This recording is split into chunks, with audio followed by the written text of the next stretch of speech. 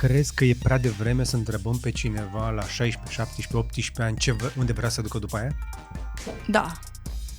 Adică ce vrea să facă în viață, pe scurt, că asta se întreabă. Adică de la 17 ani când ești 11, te întreabă tu ce vrei să faci cu toată viața ta. Știi că, uite, mie îmi se face pielea de găină și eu am pățit asta. Cred că toți cei de vârsta mea, între vârsta ta și vârsta mea, toți am pățit asta. Da. Ești întrebat din clasa 1 ce vrei să devii. Da. Păi cum poți să știi ce vrei să devii dacă tu n-ai văzut nimic? Adică n-ai fost în locuri, n-ai cunoscut oameni care fac chestii, tot ce știi îi cei în area ta super apropiată de oameni și de interes. Și atunci mi se pare foarte complicat să poți să iei niște decizii despre ce vrei să faci când tu nici nu știi ce se poate face. Salutare tuturor și bine v-am regăsit după câteva interviuri un pic mai înțepenite așa, cu politică, geopolitică, război, America, lucruri de genul ăsta. Astăzi schimbăm puțin registru și am pentru voi un IGDLCC mai de vară așa. Vreau să vă dau un pic de inspirație de călătorie de la cineva care cred că a văzut o bucată mare din lumea asta, nu, Irina? Cred că da.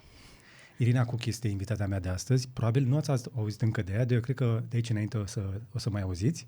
Așa sper. Ultima dată când ne-am văzut noi, tu aveai încă 16 ani? Da, 16 ani, deci 4 ani. Și te pregăteai de o drumeție de 4 zile prin Trascău. Aha, da, ceva. Eram cu mersul pe munte, că asta îmi permitea timpul în weekenduri. Era fain. Și nu aveam nici păr în cap. Da, exact. Eram cheală. Exact. Să te recunosc. Da, chiar n-aveam păr. Atunci m-aș tunsesem cu câteva luni înainte. Am cunoscut-o pe Irina când am vizitat familia Cook. Da. Acolo pe deal frumos, au o casă superbă sus deasupra orașului. Și trebuie să spun că într-un mod platonic m-am îndrăgostit de mama ta. De energia ei. De înțeles. Toată lumea cred că face chestia asta. Da, e un personaj. Dar eu nu înțeleg cum te-a lăsat mama ta să plece în această călătorie despre care o să vorbim astăzi. Da. Adică nu știu ce, din câte am citit eu, cel mai mare act de iubire pe care poate să îl facă o mamă este să-și lase copilul să plece. Da.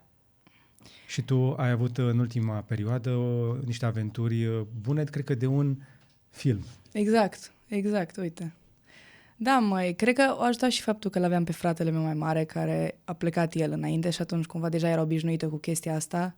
Dar s-ar putea că a fost și mai greu să mă lase pe mine să plec, fiind al doilea copil și ultimul, care însemna că amândoi suntem plecați de acasă. Ok. Dar eu am vrut ce am vrut și nu prea eram deschisă la opinii. Da. Deci nu aveam ce să dezbatem. Ai învățat de vreme chestia asta. Da. Dar tot de la ei. Adică tot de la ea, știi? Că o cunoști. Da. Și pe amândoi cunoști. Adică dacă vor o chestie, o fac. Nu există... Da. Ne vedem astăzi aici ca să cunoaștem un om din noua generație, deși știu că nu vă plac ștampilele, nici nouă nu ne plăceau. Suntem noua generație, deci până la urmă... Dar tu până la urmă care ești? Gen Z, Alpha? În care nu știu, eu sunt 2004. Asta e 20 de ani, proaspăți. Am schimbat prefixul. Am auzit că de aici încolo o să înceapă să mă doare spatele. Zici? Nu știu. Nu. Stai să vezi, noi ăștia după 40, abia acum începem să mergem la sală. Da, bun, ok, are sens. Așadar, Irina, minutele care urmează, aș vrea să te ascultăm mai mult pe tine decât pe mine și aș vrea să ne spui un pic cum ajunge o fată să aleagă să plece în lume, în loc să plece, nu știu, să-și facă studiile pe undeva, prin străinătate, să facă o chestie de genul ăsta. Care-i treaba cu voi? Că sunteți diferiți. Noi, când am dat eu la liceu, din liceu am sărit direct în facultate și în facultate am și muncit și nu m-am mai oprit. Eu până la 40 ani n-am avut concediu, ca lumea. Da. Bine, erau și vremuri foarte diferite. Adică mă gândesc, tu câți ani ai? 43. Mulți înainte. Deci 23 de ani sunt între noi. Adică pe vremea ta, cumva când era de vârsta mea, mă gândesc că nu prea era o posibilitate chestia asta să pleci. Unde? În lume, așa, nu era o chestie, nici nu aveau bani să facă chestia asta. România nu era așa, adică nici acum nu poți lucra cum lucrează în alte țări 2 luni și pleacă 6, știi? Nu se prea poate la noi chestia asta să lucrezi ca și chelner și să pleci 6 luni după ce ai lucrat 2. Însă, totuși, e o posibilitate să să pleci ușor, suntem în Uniunea Europeană, eu în Europa am plecat prima dată, cu buletinul am ieșit din țară, a fost super simplu, știam cu ce se mănâncă, știam engleză, lumea știa engleză, deci era mult mai accesibil. Am văzut pe internet, că asta era cumva ideea, că eu nu cunoșteam personal pe nimeni care să fi plecat, fată fiind și de 18 ani. Și singură. Singură, complet. Dar Că de fapt asta e povestea. Tu de-aia ești astăzi aici să le arăt oamenilor că nu e chiar atât de periculos să lași o fată să plece singură prin lume. deloc. Eu nu m-am simțit în pericol, o să mai intrăm în detaliu probabil cu asta, dar eu nu m-am simțit în pericol niciodată. Nici măcar o dată. În Europa. Da. Asia, sincer, a fost și mai safe după mine, dar depinde și unde mergi. Dar ideea e că nu a fost periculos, dar ca să am încredere în mine, pentru ca să pot să plec, m-a ajutat foarte mult internetul, pentru că urmăream foarte multe fete care făceau chestia asta și vorbeau foarte liber despre ce presupune, știi? Pentru că ți se zice mai ales de bunici, părinții mei sunt deschiși, pentru că ei sunt foarte deschiși și când le-am zis că vreau să călătoresc, au fost on board cu chestia asta, dar bunicii, rudele, oamenii mai tradițional puțin îmi ziceau că sunt nebună, unde să plec? Cum să plec eu singură? Mă iau de nebună și plec singură, dar ce o să faci? Și m-am interesat, informat foarte mult de pe internet despre tot felul de influenceri, I don't know, persoane publice care spuneau povestea, însă nimeni din România de care să fi știut să facă asta. Îs convinsă că sunt fete care au făcut asta și în România, dar nu știam eu de ele. Dar multe tipe de prin America, Anglia, etc., care ziceau, se poate și o să vezi că nu pățești nimic. Adică trebuie să știi un pic să-ți folosești intuiția și să știi unde să te duci, în ce zone din lume, adică nu poți să mergi chiar oriunde. Sau poți, dar sunt anumite riscuri. Și that's it. Am mers. Aveam și o experiență mare de călătorit. Adică eu la 15 ani, chiar înainte să ne cunoaștem noi, am fost cu tata în India, cu rucsacul. 3 săptămâni. Am auzit că tu ai mai avut niște aventuri cu taică. Tu ați fost și pe motor?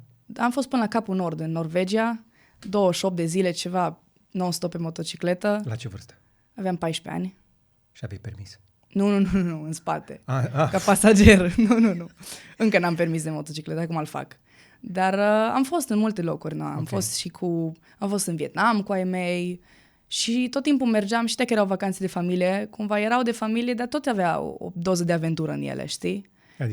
Adică nu era all inclusiv, nu era un hotel super nice, noi ieșeam cu rucsacele dimineața și ne plimbam prin oraș și mâncam pe stradă, la $1 sau whatever, am mâncat, nu știu, scorpion de aia sau tufle prostii și eu aveam 10 ani.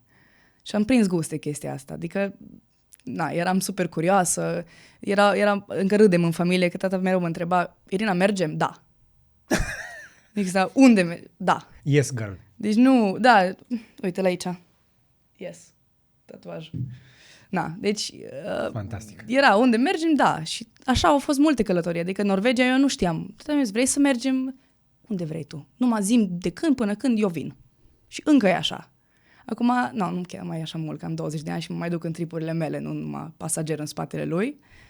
Dar încă mai mergem împreună și mă mai duc în spatele pe motocicletă și de dragul. Dar nu te lasă să ții motorul tău? Crezi că are de ales?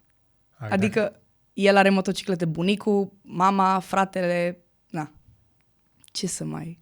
Oricum în Bali, când am mers, o să probabil mai discutăm un pic despre asta, dar eu am ajuns acolo și m-am urcat pe scooter. Fără carnet de mașină, fără carnet de motocicletă. Ce acolo? Păi nu că te întreabă, e că eu habar n-aveam ce la trafic. Știi ce zic? Adică eu am mers cu bicicleta de 5 ori. Nu pe insule, acolo în aglomerație? Da, deci aglomerație de aia, că când m-am întors în țară să-mi fac școala, au zis proful de la școala șofer că-s nebună. Că eu vedeam că pâlpăie verdele, calci, viteza, te bagi printre, nu stai. Așa am învățat. Am învățat să conduc pe stânga. Deci tot felul. Am școala făcută în Indonezia. Știi cum zice, școala vieții, așa a fost și asta, un fel de școala vieții de condus. Până la urmă asta e. Da, cu toate. Adică este un exemplu bun despre cum poți să înveți fără să, mergi pe varianta asta simplă. Multă lume zice că-s nebună și că o să fie foarte periculos, dar n-ai de ales acolo. Da. Adică n-ai cum să te miști fără un scooter, așa că... Deci până la urmă n-ai plecat, nu te-ai trezit într-o zi și ai zis gata, plec. Ai avut un pic de antrenament înainte. Ai mai plecat cu fratele tău, ai mai plecat cu tata. Deci la 11 ani părinții m-au trimis într-o tabără de adulți, singură, cu avionul în Israel. Aveam noi ceva cunoștințe, dar ei nu știau personal cunoștințe, dar nu știu cui. Deci erau genul ăsta de părinți care veneau la mine și ziceau, vrei să te duci? Da. Bine. Și eu nu știam nimic despre unde mă duc, mi-a pus la gât pașaportul într-o chestie, era un fel de trai să se pune la gât, pașaportul, biletul, nu știu ce, și te dă mai departe la o doamnă de la compania aeriană și ajungi cumva în Israel. Și acolo trebuia să te aștepte nu știu cine. Și am 11 ani. Și efectiv m-a lăsat la aeroport și am avut de făcut și escală în București, și 11 ani. Și am ajuns în... de la Cluj, Cluj-București. Da, Cluj-București, București-Tel Aviv, sau nu mai știu exact ce era, a fost acum mult timp, da? Și am ajuns acolo și eu nu știam pe nimeni și oamenii ăștia m-au luat cu ei. A fost destul de interesant, încă mi-amintesc, eram singură, toți erau adulți. Da, a fost o experiență și atunci am prins și gustul de a merge singură, știi? Și nu a fost singura dată când m-a trimis așa. Nu ți-a fost frică? Nu te-ai speriat? Niciodată. Dar nu știu de ce. Poate și de aia că ei tot timpul mă încurajau sau ziceau că o să fie ok, știi? Nu a fost... Văd foarte des asta, mai ales în România. Părinții cumva bagă frică în copil. Adică ce o să fie, ce o să faci acolo, ce o să... E bine? Ai mei niciodată nu mi-au zis chestia. Tot timpul mi-au spus, du-te, o să fie bine. În cel mai rău caz se rezolvă, adică orice se rezolvă. Nu, ceva se întâmplă, ne sun, nu-i problemă, suntem la un telefon distanță. Și atunci, deși nu s-a întâmplat nimic rău, tot timpul am știut că orice se întâmplă se rezolvă. Și atunci nu mi-a fost frică să fac nimic, știi? Auzi, mai am o curiozitate. Tu când erai mică, te ducea cineva la școală să mergi singură? Mă duceau a mei, mai mergeam cu busul că voiam, nu că trebuia. Îmi plăcea mie să mă duc cu autobusul ca să mă duc singură. Sau ca să mă opresc la Panemar dimineața să-mi iau ceva, să fiu eu mai șmecheră. Dar de întors, ai mei lucrau mult. Și mai era de asta, că te luam la 4 și până la 8 eu stăteam și mai așteptam, așa că îmi deschideam, începeam să învăț că sunt și alte variante. Deci de vreme am început să-mi dau seama că pot să mă duc cu taxi sau să mă duc pe jos sau să vorbesc cu vecina. Păi sincer, de vreme. De pe la 8-9 ani cred că deja începeam să am variante alternative. Okay. Mi-au și luat telefon când aveam 4 ani. Mi-au luat un Nokia pentru că știau că o să fie moment în care va trebui să putem comunica. Că ori o să se întâmple ceva, ori o să uite, ori, nu știu, du-te cu așa, aveam... Biroul mamei era aproape de școală, deci de multe ori îmi dădeam eu seama că nu mai vine nimeni să mă ia după vreo jumătate de oră, cumva, și mă duceam pe jos la birou și salut. Dar cumva, poate oamenii o să se gândească, cum să știi copilul, dar era foarte organică relația, cumva, știi? Și l-aveam și pe fratele meu care era mai mare, deci de multe ori mă lipeam de el. Vecina mea era cea mai bună prietena mea și încă mi-e prietenă apropiată, deci multe ori părinții ei ne mai duceau.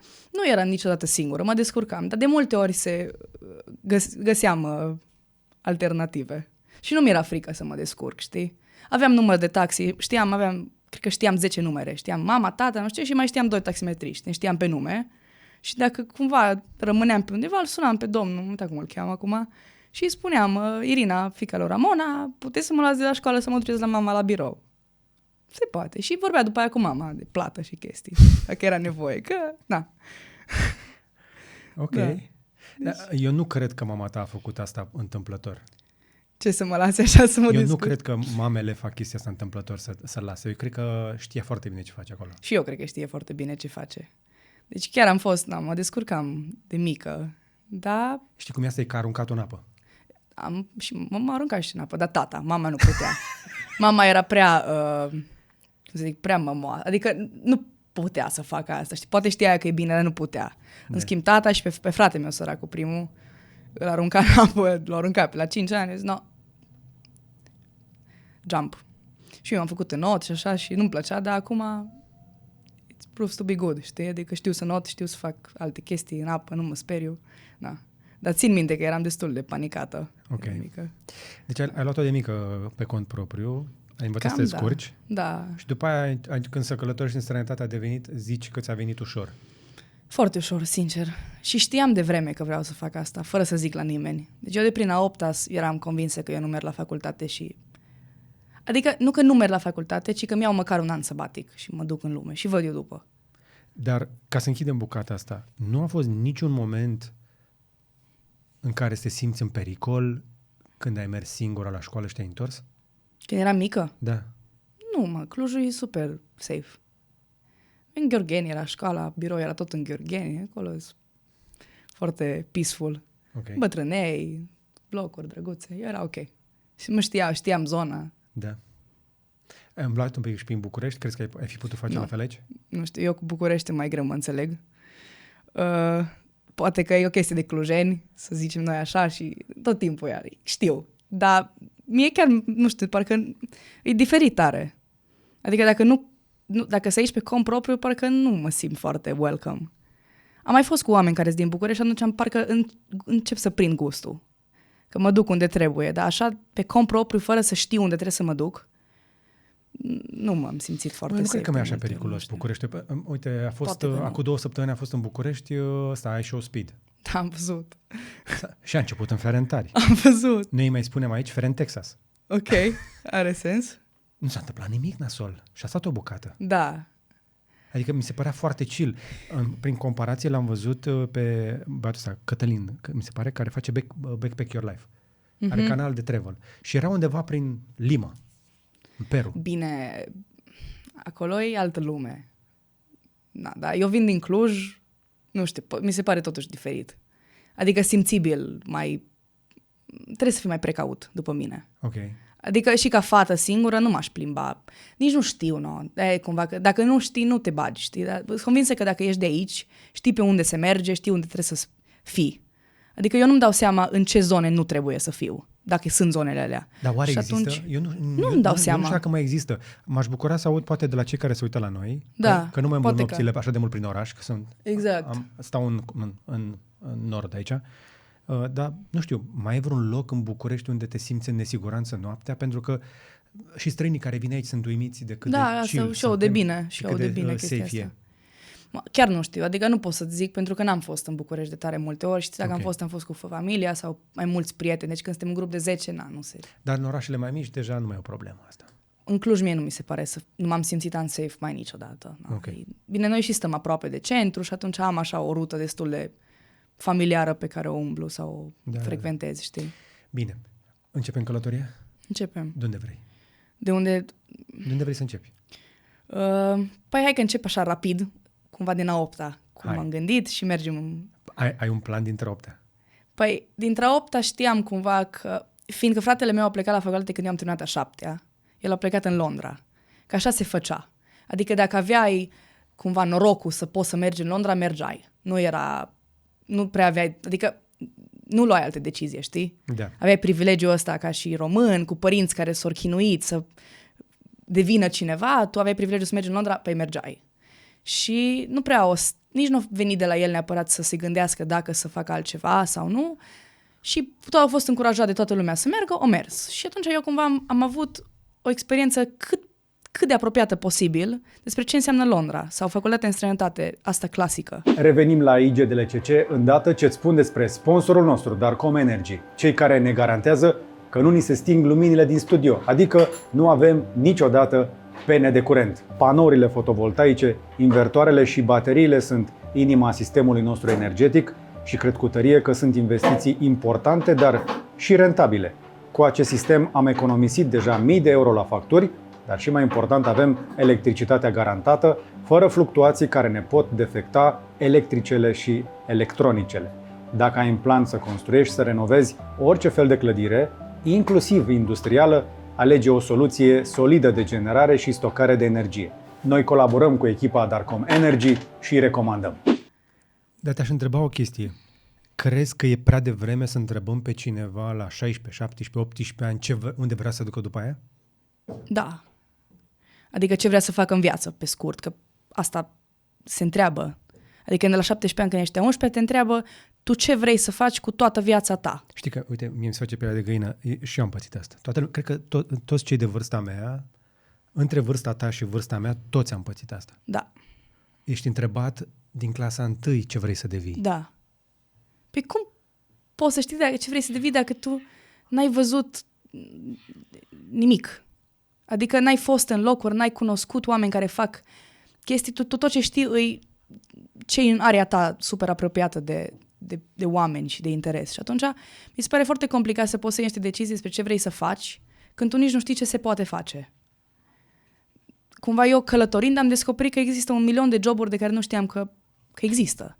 Sau 1.000.000 de stiluri de viață care nu mi s-au spus de mică că se pot trăi, știi? Că eu aș putea să le trăiesc. Cred că asta este, de fapt, cea mai mare problemă. Eu, din ce mi-aduc eu aminte, mă atașasem cumva emoțional de niște profesori care mi-au plăcut, care mi-au făcut drag de anumite materii.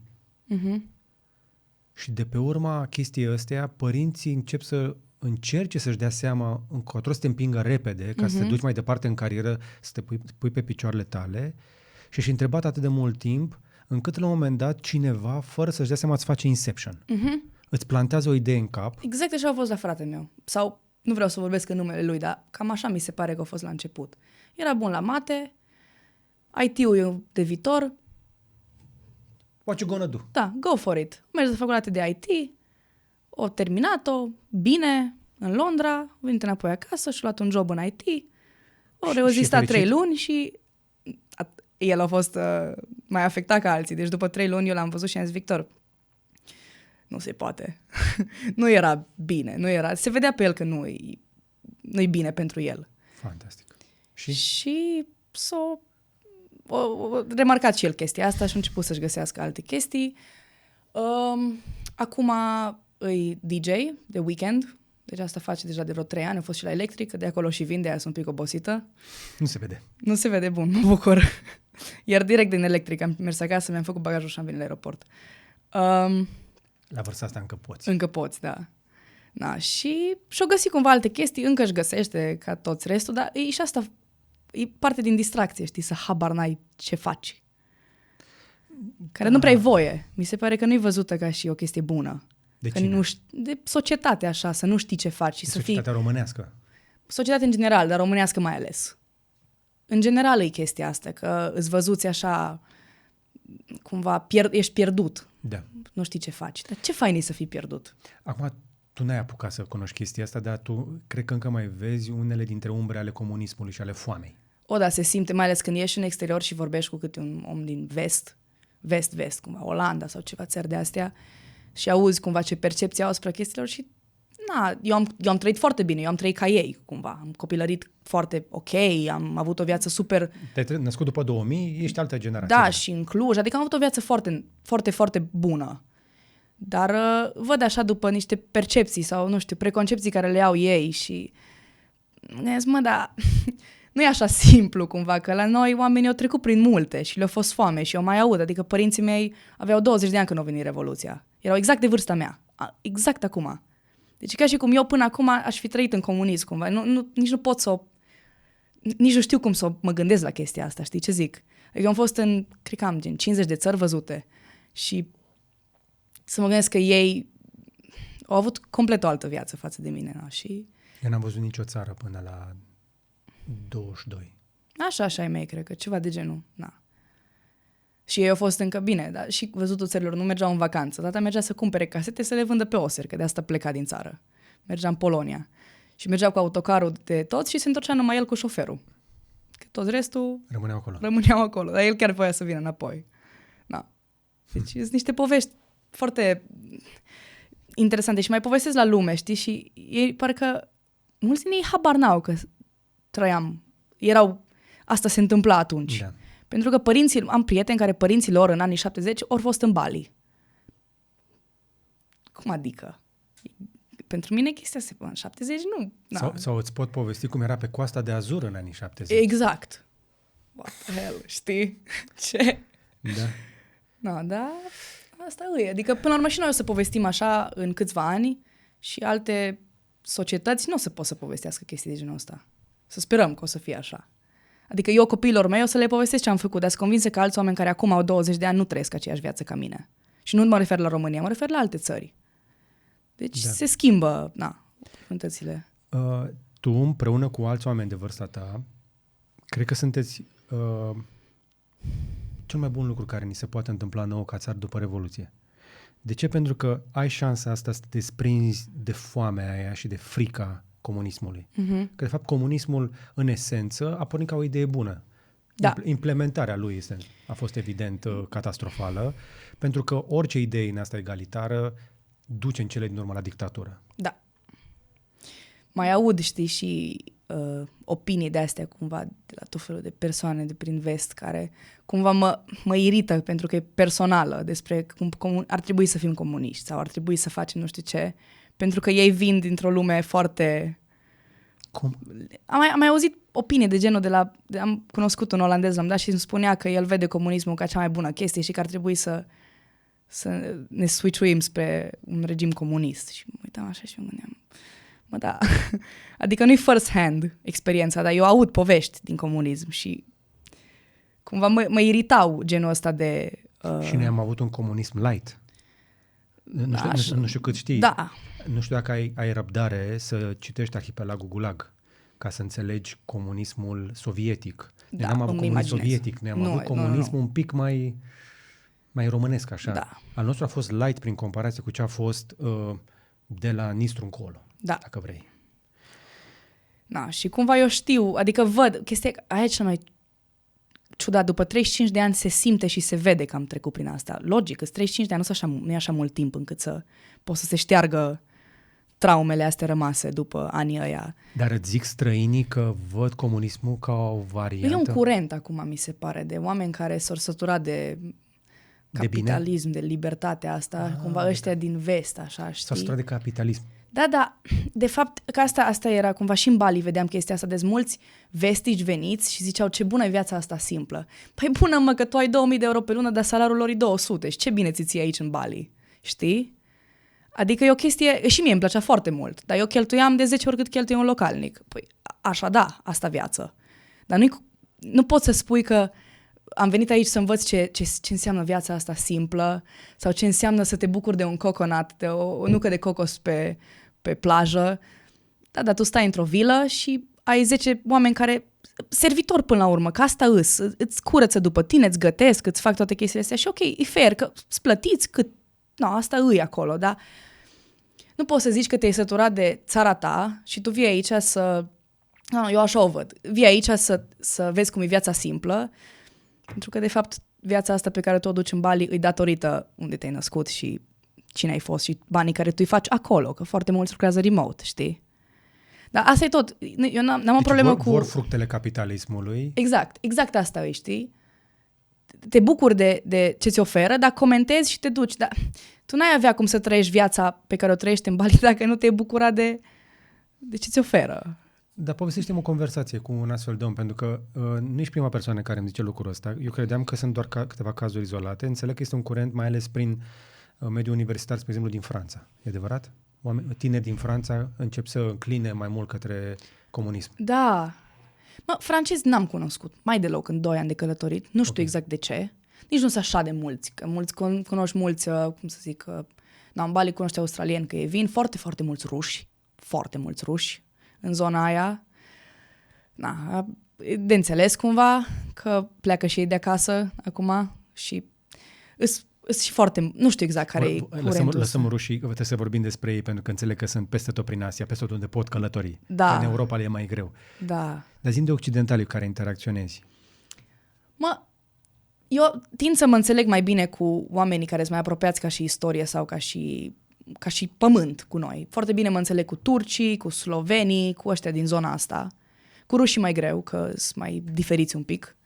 În schimb, am cunoscut foarte mulți americani sau olandezi, cum ți-am și zis, care au niște percepții foarte rele despre țara lor, dar ei nu înțeleg norocul și oportunitățile care le oferă țările lor. Adică eu văd în jurul meu că am avut oportunități în mare parte ca și un olandez și ca și un american, pentru că părinții mei m-au susținut la început și financiar și emoțional și până la urmă mi-au deschis orizontul către călătorit și văzut lumea și așa.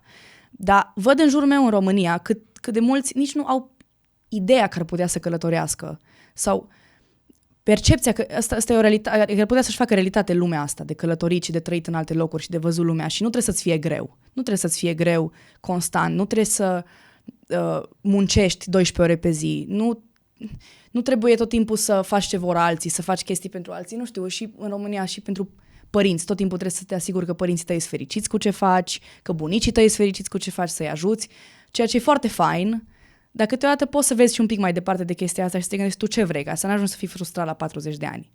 Și foarte mulți din vest sunt foarte pissed off cu America, de exemplu, dar ei nu realizează faptul că ei în 3 luni de lucrat ca și chelner pot să facă $7,000 în buzunar și să călătorească cu ea jumătate de an. Păi, ăla e un privilegiu foarte mare. Și e ok să-l ai, nu e o problemă, nu ai problema că ai privilegiul ăsta. Problema e că nu-l înțelegi, după mine. De unde crezi că vine neînțelegerea? Nu știu, mă gândesc dacă... Nici nu știu să-mi dau seama. Poate că li foarte bine, nu știu. Li foarte bine și-s generații de neapărat bine. de bine. Eu cred că cumva ajunge la ei ceva care îi irită. Ce crezi că îi irită pe oameni? Ce crezi că îi deranjează în legătură cu țările lor? În America știu că îi deranjează pe majoritatea pe care am cunoscut superficialitatea. Superficialitatea cui? Faptul că oamenii stau în bani. Totul e despre bani. Acolo. Okay. Asta aud de la multă lume care călătorește. Și sunt și mulți oameni care chiar și-au schimbat viața într-o viață mult mai simplă. S-au săturat de complexitatea asta de... Ești prins într-un sistem. Așa îmi pare mie după ce mai aud, mai ales de America. Da. Ești prins în sistemul ăsta de termin liceu, e un beneficiu că poți să-ți iei, cum se zice, loan pentru orice. Ei îți dau... Împrumut. Așa, împrumut. Ei îți dau împrumut pentru orice. Dar împrumutul ăla te va ține legat. Și am prieteni care au intrat în chestia asta și s-au trezit după 5 ani mai târziu cât de legați de tot și n-au cum să mai fugă de chestiile alea. De chestii pe numele tău. Ca aia, trebuie să pui chestii pe numele tău prea devreme. Și tu nu știi ce angajamente ți iei de fapt. Și după aia ești prins pe viață. Și în America, din câte am dedus, multă lume era frustrată cu chestia asta.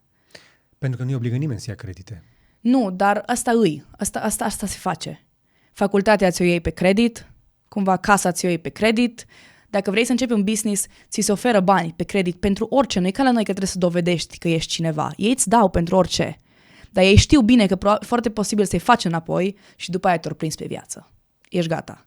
Deci nu există că mai ești de acolo. Eu am o prietenă care, uite, eu au fost un caz foarte bun al acestui credit, pentru că ea și-a luat credit să plece în lume. Și, da, deci îți dai seama, tu iei împrumut de la bancă să călătorești. Deci chestia asta la ei se face. Sau poate ei au găsit o variantă, dar se poate face. Deci nu a fost o șustă. Știi ce zic? A mers la bancă și efectiv și-a luat un credit card și pe ăla putea să facă $2,000 pe lună putea să ia de pe el. Până la, dacă, nu știu, ceva gen 3 luni. Deci 6.000. Păi cu banii aia poți să începi să călătorești. Și ea au avut o viziune și un risc uriaș că dacă își ia banii ăia, o să-și găsească un job remote cunoscând oameni și o să se descurce de acolo încolo. Și deja are 4 ani de călătorie și așa trăiește. Din joburi remote și chestii. Dar i-a luat foarte mult timp să plătească ratele astea de interest rates, dobânda. Pentru că erau foarte mari. Era undeva la 10% sau ceva chestie și creștea de lună. Deci l-am dat, cred că a pierdut, pentru că nu a reușit să și-l plătească de vreme, decât după 1 an sau 2. Pentru că ea venind de la 0, cu împrumut de 6.000, până i-a făcut și a reușit să-i acopere, a durat o vreme. N-avea de la cine să împrumute. Și din câte am înțeles, a pierdut câteva, tot vreo 2.000 cred că a pierdut. Efectiv, da, pentru că a durat foarte mult timp până a reușit să și le acopere. Dar prin privilegiul ăsta de a reuși să faci chestiile astea, ei au reușit să plece, dar mulți oameni îi ține legați de... Și atunci ajung să fie frustrați de sistem în care ei intră de bunăvoie și îi dau vina pe sistem că sistemul i-a convins. Da, cumva. Dar nu-i de bunăvoie, că ai 18 ani când ești băgat în chestia așa, asta, știi? Și tu nu înțelegi, la fel ca și creditul ăsta. E simplu, dacă faci un credit, vei fi legat.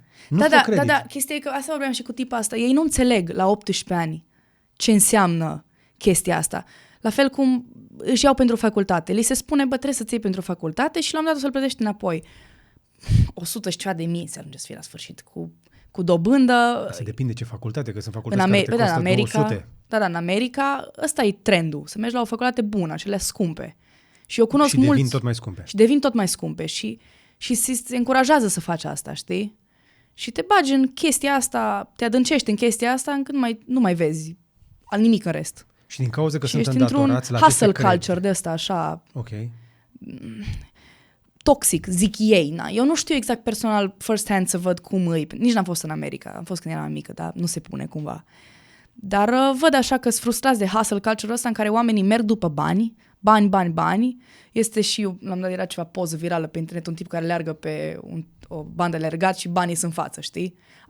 Așa pare să zică ei despre lumea din care vin. Așa este. Și așa și pare. Că totul e despre bani și mai mulți bani și mai mulți bani și mai multe chestii să-ți cumperi și mai mult să... ai până când. Este cea mai mare economie a planetei. Da, este. Și cumva asta e că, nu, ok, e corect să fii frustrat pe nișa asta, dar trebuie să înțelegi și faptul că, fiind cea mai mare economie a planetei, tu trăiești cum trăiești. Sau... În momentul ăsta, salariile în Statele Unite sunt mult peste media internațională. Puțin lume înțelege cât de mult se câștigă în momentul ăsta și din faptul că au inflație, dar au crescut salariile. Da. Șomajul e mic și se plătește foarte bine. Munca este foarte bine plătită. Da, nu ai asigurare de sănătate. Dacă vrei să faci facultatea, nu ți-o dă nimeni gratis decât dacă ești strălucitor, exact. Ești mega olimpic, să zicem. Da. Adică America este mult mai competitivă și e de înțeles că așa a fost construită cultura aia. Da, are și niște neajunsuri, însă până la urmă, încă o dată, nu te obligă nimeni să iei credite și nu te obligă nimeni să-ți cumperi în permanență obiecte. Exact. Dar pare că asta e frustrarea principală de la oamenii care vin de acolo. Și se plâng de faptul că mă deranjează cultura asta. Da. Păi fă tu altfel. Da, mulți fac altfel, știi, doar că tot ce-mi doresc eu cumva când aud genul ăsta de discuții, să simt un pic că înțeleg totuși privilegiul pe care l-au venind de acolo. Atât. Că eu înțeleg că te deranjează o chestie și eu am multe frustrări față de țara asta, sau nu multe, dar am câteva, cum avem noi toți, despre locul de unde venim, că nu prea cunoști oameni să zică, bă, tot de unde vin eu e perfect. Prea există chestia asta. Dar e important să înțelegi ce ți oferă locul ăsta, știi? Am un pont pentru tine. Am listat pe gb.ro cele mai mici, dar potente încărcătoare cu USB-C compatibile cu orice telefon sau tabletă. Sunt extrem de ușoare și compacte pentru că folosesc tehnologia GaN și vin în cel puțin 4 variante, de la 20, 30 de W și chiar 45 de W cu 2 porturi. Iar pentru mașină l-am ales pe cel mai puternic, la numai 130 de W, ca să poți să-ți încarci și laptopul, dar și 2 telefoane în același timp. Caută-l pe gb.ro pe cel care ți se potrivește sau alege unul din pachetele cu reducere împreună cu cablurile noastre deja cunoscute și rapide de la LinkU. Ce aș vrea să mai înțeleg este dacă americanii nu-și înțeleg bine societatea, pentru că sunt frustrați de felul în care funcționează anumite chestii, ce problemă au occidentalii din Europa cu societățile lor? Pentru că, din câte știu eu, europenii nu sunt atât de activi după credite. Da, păi nu știu, hai să ne gândim așa la ce am mai cunoscut eu, foarte mulți nemți care sunt pissed off. Dar cred că în primul rând de la vreme. Erau mulți prin... Deci, știi că e gri așa tot. Nu știu, mulți pe care am cunoscut prin Bali erau destul de sătui așa de... Asta zic ei, nu vreau să zic, știi, să nu zic eu prostii, să-i ofensez pe... Ce zic ei? Nemți, da? Mulți ziceau că sunt foarte grumpy oamenii, gen foarte așa încruntați constant și voiau să fugă de chestia asta cumva de... Ziceau așa că și interacțiunile lor sunt mai sterile cumva, trebuie să fie foarte politicos, nu poți să vorbești cu un om pe care nu-l cunoști. Așa. Asta ziceau mulți. Acum sunt convinsă că exagerează, că și noi românii am putea să zicem o grămadă de chestiile despre societatea noastră, da? Da. E într-un fel așa. Eu am fost în Germania și se simte cumva chestia asta, că nu prea poți vorbi chiar cu oricine. Așa e. Știi? Și mulți erau sătui, până peste cap de chestia asta și voiau să fie o lume mai liberă. Dar au dus-o într-o direcție în care eu o consider un pic extremă. Adică au ajuns să fie hipioții ăștia de prin Thailanda, care... ok, e și aia o lume, da? Nu știu dacă... Da, puteau să se mute la Berlin, că berlinezii sunt ceva mai relaxați. Mulți sunt din Berlin. Okay. Mulți sunt nemți veniți de prin afară, care locuiesc vara în Berlin și iarna vin prin Bali sau în Thailanda. Prietenul Onețiu mi-a spus că a încercat să trăiască în Frankfurt și a renunțat după câteva luni în care nu trecea nimeni pe stradă. Da. Era pustiu, nu avea cu cine să interacționeze și l-a prins un pic pandemia acolo și cineva a chemat poliția că i s-a părut că a depășit cei 500 de metri când plimba cățelul. Deutschland. Da, exact. Adică e o lume destul de rigidă. Și mulți simt asta. Olandezii am mai cunoscut care ziceau cumva că sătui și de viața asta monotonă, cumva. Păi e mai interesant pe internet. Da, este, știi? Și mai interesant și, din nou, e mai interesant în Bali când tu ai 2000 de euro, care în Olanda sunt puțini, în Bali îți de 10 ori cât salariu. Corect. Să vezi ce interesant e atunci. Când mănânci la restaurant în fiecare zi, când mergi cu scooter, cu taxi, mergi la party-uri, îți permiți, efectiv, pe orice pui mâna îți permiți. E destul de interesant. Da. Cât de europeni, cât de americani suntem noi atunci? Sau cel puțin generația ta? Cât de occidentală te consideri tu în povestea asta? Eu, personal, chiar nu mă simt foarte occidentală ca și gândire neapărat. Într-un felul ăsta... ce înseamnă occidental? Trendurile astea din ziua de azi. Care-i trendul? Care-i trendul? Că, nu știu, LGBT, un trend. Da, Nu te interesează asta? nu foarte tare. Eu n-am treabă cu nimeni, nimeni n-are treabă cu mine. Eu susțin pe toată lumea și mă înțeleg bine cu toată lumea, atât timp cât ești un om fain. Ok. Nu știu, am mai auzit așa la Ardeleni, știi? Bă, dacă ești un om fain, Poți să fii ce vrei poți tu. să fii ce vrei, dar trebuie să fii un om fain. În rest, Așa. efectiv, nu mă interesează, nu... Dar de ce? Știi? Simți o presiune pe subiectul ăsta de undeva? Da, sau cum să nu? Unde? Păi și în școală, mă rog, am terminat de 2 ani liceu, erau povești, oamenii, păreri împărțite, păi eu nu mă mai frecați la cap cu toate părerile astea, că eu pur și simplu, eu văd omul ca om și dacă un om e de treabă, Ok. și dacă îi, nu știu, nu e un om pe care eu să-l gust, pur și simplu nu-l gust, dar n-are legătură cu ce face, nu-mi prea interesează Și chestiile ți se astea. pare că discuția asta despre LGBT e o chestie occidentală acum?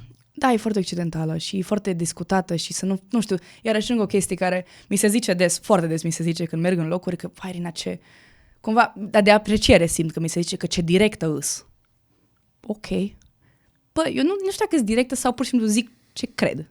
Adică și... Adică nu ești politically corect? Exact. Nu-s, pentru că știu că nu îs, dar eu zic ce părere am și cumva foarte des văd în Occident, oamenii occidentali, că nu am fost eu așa mult în Occident, adică am fost, dar în ultimii 2 ani am stat prin Bali sau prin zona aia de Asia, foarte mulți oameni care zic, bă, dar nu-i voie să zici asta. Păi cum adică nu-i voie? Nu e voie. Păi, dar Cine stabilește că nu e voie? nu-i voie de ce? Că majoritatea de care tu știi, că până la urmă nu-i majoritate, dar zicem că oamenii pe care tu îi știi și pe care tu îi urmărești, ei au altă părere și eu atunci eu n-am voie să zic părerea mea care e diferită.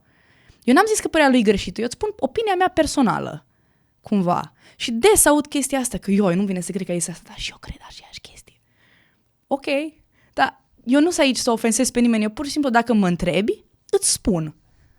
Și nu sunt neapărat subiecte pe care eu să am o părere sau să mă intereseze, că nu mi-ocup timpul cu anumite subiecte de care nu sunt cu adevărat interesată. Dar dacă mă întrebi o opinie și știi că e o opinie controversată și vrei să mi-o auzi, eu ți-o spun, nu-i problemă.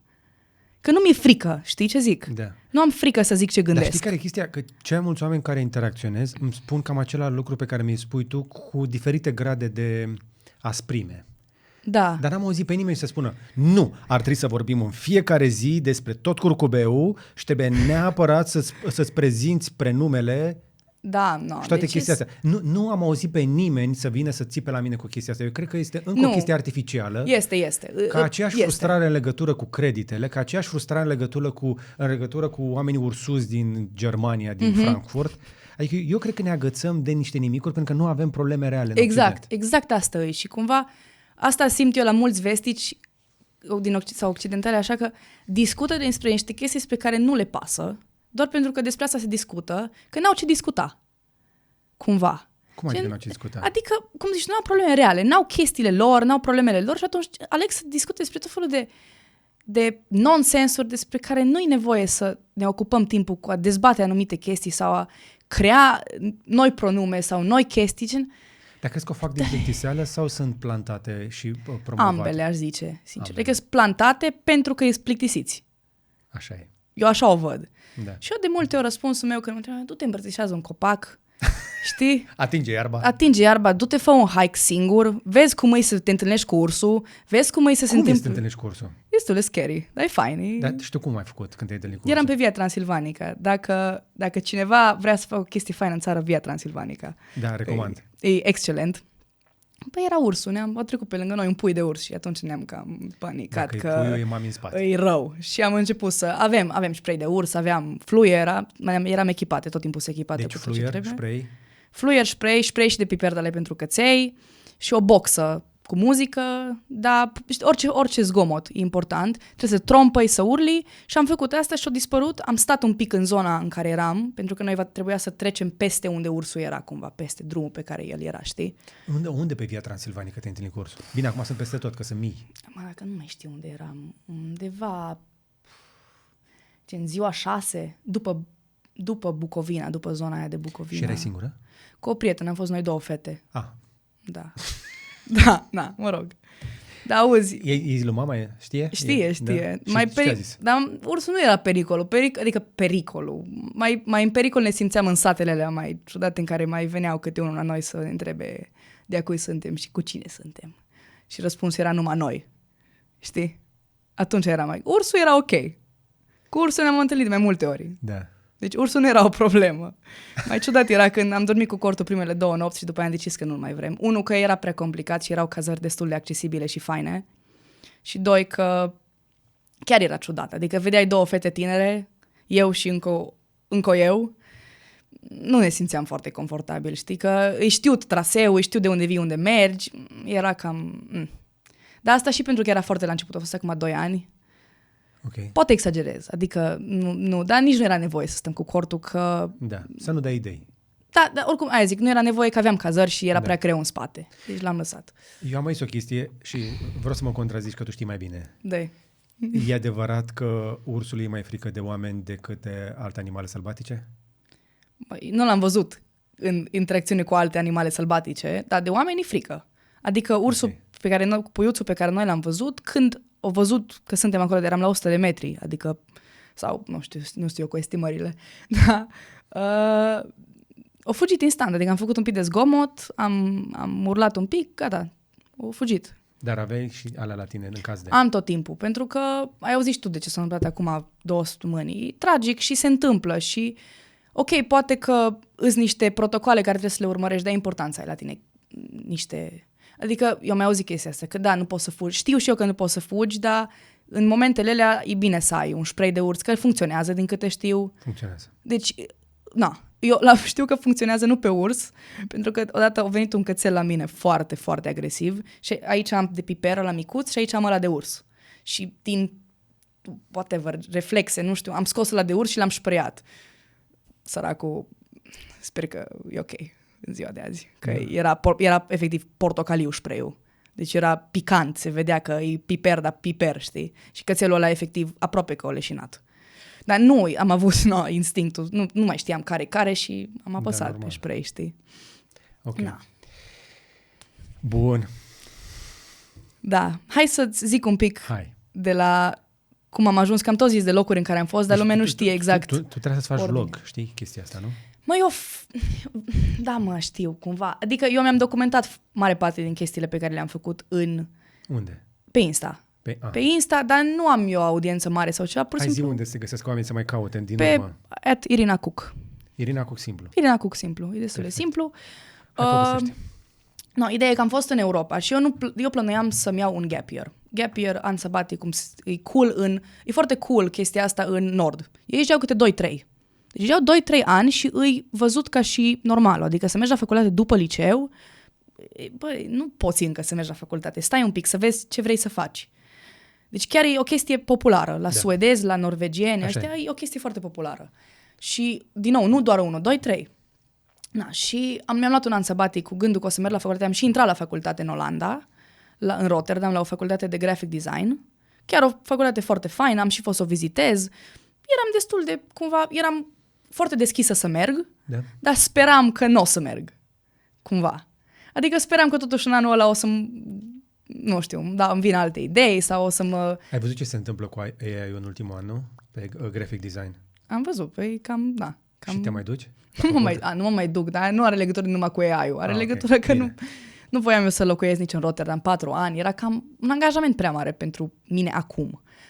Mă văd să mă duc la o facultate sau să fac niște cursuri faine și să... E fain să te conectezi cu oameni... Niște Rotterdam, dar nu 4 ani. Nu 4 ani, deci nu se poate, e frig.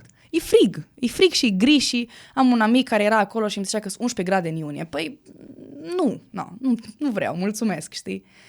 Și am plecat atunci 3 luni cu rucsacul în Europa. Asta a fost cea mai mare leap of faith, așa să zici. Mă duc, dar chiar nu știam nimic. Adică nu călătorisem singură niciodată. Singură. Am fost eu cu fratele meu, am fost eu cu tipa asta pe Via, am fost cu nu știu care în Berlin la un moment dat cu o prietenă, dar singură să mă duc la hostel, care e iarăși o chestie care e văzută... În România e văzută ca și... Sărăcie. Sărăcie, ești jegoși, proști, vai de capul vostru. Care a fost prima oprire? Deci, am plecat, mi-am pus, cu un an înainte, am zis, în 15 august plec. Că, nu știu, să fie, erau luni, să fie, știi, 2 în 1. Hai că se leagă, mâine poi mâine. Exact. Deci, sunt exact 2 ani de când am plecat. Și le-am zis la cele mai bune prietene ale mele, care urmau să meargă la facultăți pe nu știu unde, hai să mergem primele 4 zile împreună, ca și chestia asta, știi, am terminat liceul toate, suntem prietene din a întâia toate, hai să mergem împreună și după aia fiecare în drumul ei. Una e în Milano, una a rămas în Cluj și una era în Londra. Și am zis, no, let's go. Și am mers în Budapesta, a fost destul de simplu, să fie și safe. Și le-am rugat eu foarte tare să vină cu mine la hostel. Dar nu voiau. Deloc. Deci deloc. Okay. Nu, eu zic, păi Irina, nu vrem. Bine, am făcut un compromis, ambele părți. Ele au zis că vin la hostel, eu am zis, ok, dar luăm cameră privată, noi 4. Este cameră de aia cu bunk beds, dar numai pentru noi. Haideți totuși să vedeți și voi cum îi. Eu mai fusesem la hostel cu fratele meu și ne-am distrat de minune. Da, și au venit cu mine în Budapesta și de acolo am plecat singură. Și am mers, aș putea să le exact vreo 30 de orașe. Viena, Cracovia, Varșovia, Stockholm, Copenhaga, după aia am luat-o prin nord în Olanda și după aia am zburat în sud să mă văd cu părinții în Franța. Ei aveau o convenție acolo, Remax, în Cannes. Și am mers să mă duc cu ei, le place, la tata îi place să mă mai ducă cu el la convenții. Așa am și prins gust de călătorit, mergând cu el la chestii Remax. El încearcă să te prinde pe imobiliare. Acum, da, vedem. Știi cum e, imobiliarele te leagă de un loc, aia e cel mai rău pentru mine, că eu vreau să plec. Dar mergeam cu el în tot felul de convenții și tot timpul făcea așa, el era cumva business leisure, știi? Era mixul ăsta de chestii. 2 zile mergea la convenție, 3 stătea cu mine. Zi-mi de metodă, deci Budapesta, câte zile? 4. După care, următorul oraș? Am luat un tren spre Viena, unde acolo am stat singură. Prima dată la un hostel singură. Da, Viena e super safe. Mai safe, da. Să zic, acum dau din casă, știi, dar cred că o să le placă la oameni să audă genul ăsta de povești. Eu am plecat, eu nu avusesem niciodată iubit în liceu. Gen, nu avusesem, mai vorbeam eu cu băieți, dar nu eram genul să am relație și n-am fost eu așa. Și când am plecat, în primele 3 zile am cunoscut eu un băiat și cu ăla am fost fermecată. Și era genul ăsta de chestii, știi, că zice că pleci așa singur și cunoști pe cineva și toți visează la câte povestea asta drăguță și eu am zis, bine mă, dar în 3 luni, poate la sfârșit sau la jumate cumva. Și pe în primele 3 zile m-am înțeles bine cu acest tip și știu că am stat în Budapesta vreo 2 zile în plus ca să mai stăm împreună și după aia am fost în Viena, dar eu n-am crezut că se întâmplă chestiile astea cumva. Eu chiar am plâns 3 zile. A fost drăguț. Acum e o poveste foarte drăguță. Și am rămas după aia ne-am mai intersectat odată, după un an, în Bali, din întâmplare. Da, au rămas prietenesc și chiar ok, dar gen atunci chiar a fost o poveste de asta super drăguță. Deci cumva tripul meu a început foarte haotic. Am plecat în Budapesta, l-am cunoscut pe tipul ăsta, am stat vreo 2 zile în plus acolo, deci vreo 5 zile. Pe fratele mele, care am mers noi împreună, după 2 zile, no, sănătate, ne vedem noi mai încolo. Nu mai aveam eu timp de ele. Și după aia când am mers în Viena, chiar am stat. Deci primul meu hostel, s-a amintit, cumva n-am vorbit cu nimeni, eu eram în lumea mea, plângeam, nu știu ce. Și după aia, doar după Budapesta și Viena, când mi-am revenit un pic, a început tripul solo, de capul meu. Și am ajuns în Cracovia, unde am stat vreo o zi singură și după aia au venit 2 prieteni de-a mei din Cluj să mă viziteze. Au stat și ei la hostel, a fost extrem de caterincă, e cuvântul. Ne-am distrat. Eu cu 2 băieți, prieteni de-a mei. După aia am mers mai departe în Varșovia, așa acolo am stat ceva... Ce făceai în fiecare oraș? Adică... eu eram... Deci care era planul? Eu ce mi-am dorit foarte tare e să plec undeva și să nu-mi pese de nimic, să fac ce vreau eu. Că nu, foarte puțini oameni cred că au experimentat chestia asta în viața lor. Să faci efectiv ce vrei, fără plan și fără... Checklist, să merg acolo, să fac... Și nu numai asta, dar gen, fără chestia asta că... de long term. Eu zic, eu 3 luni mă duc și trăiesc zi de zi cum vreau eu și nu mă gândesc la ce o să se întâmple după, că mă întorc acasă și apoi o să vină momentul în care stau să-mi pun jos ideile și să mă gândesc ce fac cu viața mea, știi? Dar în astea 3 luni, eu mă duc în lume și fac exact ce am eu chef pe moment. Și e un feeling foarte plăcut să simți așa ceva, pentru că nu prea are lumea ocazia și asta e un privilegiu uriaș să poți lua așa o decizie și să n-ai angajamente de acasă, pentru că sunt mulți copii care au nu știu, părinți de care trebuie să aibă grijă sau au niște chestii, îs vieți grele. Eu am duc vieți grele și eu am avut privilegiul ăsta să pot pleca fără să trebuiască să răspund de nimeni și de nimic. Și am plecat. Tu ești din pătura aia foarte subțire de clasă mijlocie din țara asta. Poate un pic mai sus, dar undeva acolo.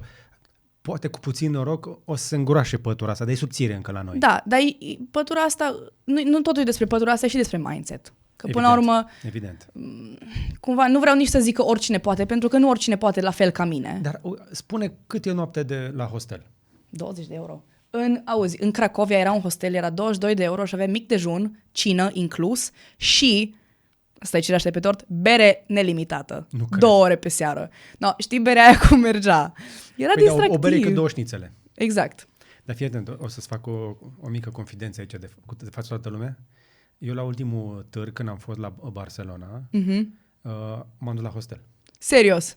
Deci, Mai știi ce hostel? Că am stat la vreo 5. Barcelona. Da, e unul are nume de ăsta de sfânt. Hostel One. Nu. Christopher, Saint Christopher's. Am stat la ăla. Saint Christopher's. Am stat exact la ăla. Din Plața Catalunia? Cred că da, era cumva Vis-a-vis de Starbucks. Da, exact. La ăla am stat, primul meu hostel la care am stat vreodată era ăla.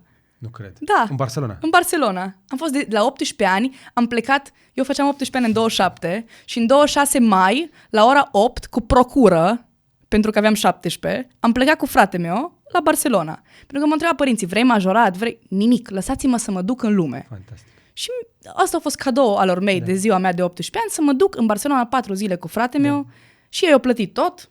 Deci hostel. eu am dat în mijlocul târgului, când era mai scump, 33 de euro cu mic dejun inclus. Exact, ăla era. Și e fain. Și chestia e că... nu e nimic mai central ca ăla, adică nu, ai tot orașul. Ai tot orașul, ai tot ce trebuie. Și lumea vede și chestia asta ca fiind, unul, pentru oameni săraci, mai ales în România, așa se vede. Deci eu când am zis la lume că... Deci cu mine în cameră era un tip din Singapore, un tip care era la al doilea startup și mi-a zis că s-a mutat în hostel pentru că i s-au furat banii și actele de la hotel. No. Deci eram 8 în cameră, era exact, full orașul. Exact așa eram și noi. Și era full hostelul tot. Da. Și ne-am pretins așa de bine cu 2 australieni care aveau 30 plus ani. Acum au și copil, îți bine? Ei își doreau foarte mult să facă când aveau 20 ceva de ani și nu s-au aliniat stelele să iasă tripul în Europa. Și au mers atunci în lume și cuplu fiind căsătoriți stăteau la hostel pentru că își doreau să cunoască oameni. Eu am văzut oameni, eu eram tânăr prin comparație cu mulți de acolo. Am văzut oameni de 50, exact, 60 exact, de ani vreau să zic și eu că se mai vede că e pentru săraci și pentru tineri care săraci. Cam asta e, crede lumea cumva, da? Nu e așa. Nu e așa. Deci cunoști. Sunt foarte fancy. Unele dintre ele pot fi chiar fancy. Pot fi mai chiar fancy. Cool. Mai ales dacă îți iei box de ăla, că sunt care sunt mai retrase, au și ăsta avea și perdeluț, așa-i? Da. No, asta e un plus care mie îmi place. Perdeluța ajută să fie mai retras un pic. Dacă e și chiar... lada aia metalică cu lăcățel. Exact, aia. Dar îți vând lacătul. Îți vând lacătul, că l-am cumpărat și noi. Și prosopul costă. Eu m-am documentat înainte, mi-am luat lacăt de acasă. Da, elegant, am economisit frumos. 3-5 euro. Na, și prosopul costă. Am venit cu prosopul meu. Da, frumos. Eu n-am venit cu prosopul meu, că aveam rucsă cel mic. Da, e fain. Dar există și prosoape astea mici de microfibră. Da, știu. Cred că am putea face un tutorial numai de cum să mergi la hostel. Da, cum să nu? Deci Hai să-l facem repede. Deci, îți iei bilet pe low cost din vreme, cu un rucsăcel. Nu, intri pe Skyscanner și dai Cluj sau București, everywhere. Everywhere. Ăla-i. Și îți dai acolo, pam, și dai direct, că nu vrei să te complici, dacă vrei ceva de rapid. Și o să, foarte posibil, să prinzi ceva la 20 de euro. Exact. 40-50 dus întors până în 40. Eu am fost cu zborul de 6 euro. Deci găsești. Și după ce ți iei zborul ăsta, intri pe Hostel World, nu pe Booking, nu pe astea. Nu pe Booking, pe Hostel World. Îmi place că știi. Da. și dai acolo hosteluri. Și de pe Hostel World m-am dus pe site-ul lor direct. Smart. No. Pentru că pe site-ul lor îți dădeau micul dejun gratis. Ok, corect, da, are sens. S-ar putea că și eu am făcut aceeași chestie, nu mai știu. Nu. Dar, oricum, Hostel World îți adună puncte, știu eu, cum urma să călătorezi nu știu câte luni, devii ceva prostii de asta de statut. Genius 3. Da, exact, ăla e ca pe Booking. Da, și intri pe Hostel World, dai acolo hostel, e foarte important după mine rating-ul. Nu te uita la preț, gen, poate e mai ieftin, poate e mai scump, dacă cumva... Nu alege la mai scump că e mai bun sau ceva. Rating-ul e foarte important, pentru că oamenii care stau la hostel sunt oameni care fac asta des, care știu de Hostel World, nu știu oricine cumva, și o să fie un rating-ul e foarte important. Și dacă rating-ul e peste 9, chiar e bun. Sunt puține hoteluri cu rating de 9 în Barcelona, între noi fie vorba, dar hosteluri sunt. Bine, și Barcelona e atât de scumpă. Deci, și aglomerată. Și să-ți iei în centru, lângă hostelul ăsta, un Airbnb, era vreo 200 de euro pe noapte. În afara târgurilor, în timpul târgului, este 800 pe noapte. Jacob asta. No. Deci e destul de crazy. No, și mergi pe Hostel World, îți iei un hostel, ăla probabil o să aibă mic dejun inclus, că de obicei au, și de acolo faci ce vrei tu. Te duci acolo, oamenii au chestia asta, cu cine vorbești, e un pic ciudat la început. Primele 3 dăți când mergi, primele 3 zile poate, că nu știi exact, chiar poți să vorbești cu un om pe care nu-l cunoști? Că dacă mergi pe stradă la cineva și spui, salut, mă cheamă Irina, pe tine cum te cheamă, ăla o să fugă de tine, o să zic, ce faci? În cazul tău nu. Nu, în cazul meu nu, dar o să fie mai ciudat atunci, știi? Cine știe? O să creadă că vrei să le vinzi ceva. Da, tot timpul se crede lumea asta. Dar am văzut că există tutoriale pe internet despre cum să abordezi oamenii în străinătate și nu trebuie să încep cu chestia asta, bună, sunt eu, încep. Poți să încep direct. Bună. Where are you from? Sau ce? Nu, există una mai șmecheră. Ci că, bună, sunt Irina, sau salut, sunt George. E prima mea zi aici în oraș. Poți să-mi spui cum ajung nu știu unde sau cum fac nu știu ce chestie? Asta ca să abordezi oameni în oraș. Da, sigur, cum să nu. Dar la hostel, cea mai bună e where are you from? Cea mai bună. E cea mai simplă, cea mai effortless, așa. Nu ești de asta de încerci tu să cunoști pe nu știu cine, știi? Da. Și după aia, și poți să te împrietenești foarte bine cu stafful, pentru că ei sunt singurii oameni care sunt constant acolo. Și nu știu, dacă te împrietenești cu X, dar el pleacă... câteva luni. Că Păi bun, dar constant în tripul tău de 5 zile, știi? Corect. Dar ideea e că dacă te împrietenești cu unul și ăla pleacă dimineață, iar trebuie să o iei de la zero cumva. Și dacă te pui bine cu stafful, ăia o să zică ce se întâmplă, you can join. Trebuie să fii foarte open-minded. Adică eu mi-am făcut tatuajul asta după ce am terminat tripul ăla. Și nu-s eu cu tatuaje, le-am 3 micuțe. Dar, ăștia sunt bunicii. Da, drăguți. Ce tare. Da. Foarte tare. Și asta l-am făcut după ce m-am întors acasă, mi-era tare dor de ei. Și trebuie să fii foarte deschis. Adică asta e cheia. Trebuie să nu mai... Noi românii avem așa multe preconcepții despre cum se fac lucruri. Cum trebuie să faci lucruri. Cum să mergi tu la hostel, că acolo se face nu știu ce. Cum să face... Mă, dar ce contează, mă? Adică... Deci avionul 20 de euro, cazarea pe noapte 20-30 de euro cu mic dejun. Hai să zicem 30. Hai să zicem 30. Ca să fie... Dar nu-i 30, 20 ceva. Plus că aveau bere seara între orele alea. Deci dacă mergi... Păi, și aia e, trebuie să alegi o destinație care să fie rentabilă. Cracovia e jumate cât Clujul la preț. Adică era foarte ieftin. 22 de euro, ai 2 mese incluse și berea, deci îți mai trebuie un snack la prânz, că nu erau mese așa, era bufet, adică dă-i drumul. Din păcate sau din fericire, sunt multe țări mai ieftine decât România deja. Din fericire pentru noi. Că noi ne obișnim cu astea, ne călim. Da, și banii faci aici și mergi dincolo și... Cum fac nemții care se duc în Bali și comentează. Exact. Păi și noi de altfel, că și noi acolo suntem mult peste, știi? Adică acolo un salariu e 150-200 de euro. Da. Dar, da, chiar e realizabil. Adică, realistic, să mergi în Europa, dacă ești, mai ales dacă ești dintr-un oraș mare, cum e Cluj și București, și ai și zbor direct. Oricum poți veni, adică și dacă ești din, nu știu ce. Dar cu trenul nu mai e pont? Este. Eu asta am făcut în Europa. Mi-am luat Interrail. Interrail-ul ăla? Și a fost 650 de euro pe 3 luni. Unlimited. Adică oriunde cu trenul cu 650 de euro. Extrem de bun preț. Este 200 de euro pe lună și eu schimbam orașele la 3-4 zile. Și nu de aia că nici nu trebuie să faci rezervare. Te duci la gară și te urci în ce vrei tu. Când vrei tu. Serios? Da. Doar că n-ai loc. Trebuie să-ți rezervi locul online. Nu trebuie la majoritatea, pentru că sunt de astea curse chill, scurte așa. Gen, dacă ai, nu știu, dacă vrei să mergi Viena, Frankfurt și un tren rapid de noapte, va trebui să-ți rezervi și costă vreo 10 euro sau de la 10 la 50, depinde dacă vrei și pat. Dar dacă vrei tren Budapesta-Viena, care e din jumătate de oră, te urci pe el și gata. Și poți să-ți rezervi dacă vrei tu, ca să fii sigur că ai loc, dar multe din ele acceptă oricum oameni care pot sta în picioare. Știi că sunt vagoane de astea. Europa n-are legătură cu trenurile din România. Deci n-are nicio legătură. Eu fusesem cu trenul în România de câteva ori, că mi se părea Caterinca experiența. Așa, am fost în vamă, din vamă până în Cluj și ceva am făcut, am luat trenul greșit față de prietenii mei. Am cumpărat bilet pe trenul care era cu 10 minute mai târziu și am fost singură și s-a blocat trenul și am făcut 24 de ore din vamă până în Cluj. Și ne-am blocat în câmp și nu ni s-a dat apă, nu ni s-a dat mâncare, era... Da, e umilitor. Deci a fost umilitor. Adică a fost cumva... Și eu asta credeam că sunt trenurile și am fost un pic sceptică când venea vorba de mers cu Interrail, până mi s-a mai spus și am mai, cum zic, am stat pe internet și am văzut o felul de influencer care ziceau despre chestia asta. Nu, în România este încă sketchy. E sketchy, da. E sketchy și sunt zone nasoale. Sunt. Eu mi-aduc aminte când, la început, când nu aveam încă low cost-uri destule și am mai mers cu trenul. Da. Primul șoc ăsta a fost când am trecut în Ungaria, când am intrat în Austria de dimineață, a venit conductorul și a zis Guten Morgen, Frühstücken? Și a venit cu micul dejun și am zis, what the fuck, unde am ajuns? Sunt la hotel deja? Că în România nu ne-a dat nimic. Nimic, dar nu că nimic, nici atenție, știi? Măcar atenție. O întreb, doamnă, ce stație asta? Și am întrebat-o pe, cum se numește ăsta care... Conductoare? Da, era conductoare. Doamne, mă scuzați, de ce stăm de 2 ore? Eu de unde să știu? Da, eu de unde să știu. Adică, pe cine să întreb dacă nu pe dumneavoastră, știi? Da. Bine, se întâmplă să fie și ok oamenii, dar... Da. Dar asta cu trenul e foarte, foarte faină și este și mai sustenabilă și este și rapidă. Între orașe e mai rapid ca avionul de multe ori. Da, cum să nu? Mai ales că tu nu...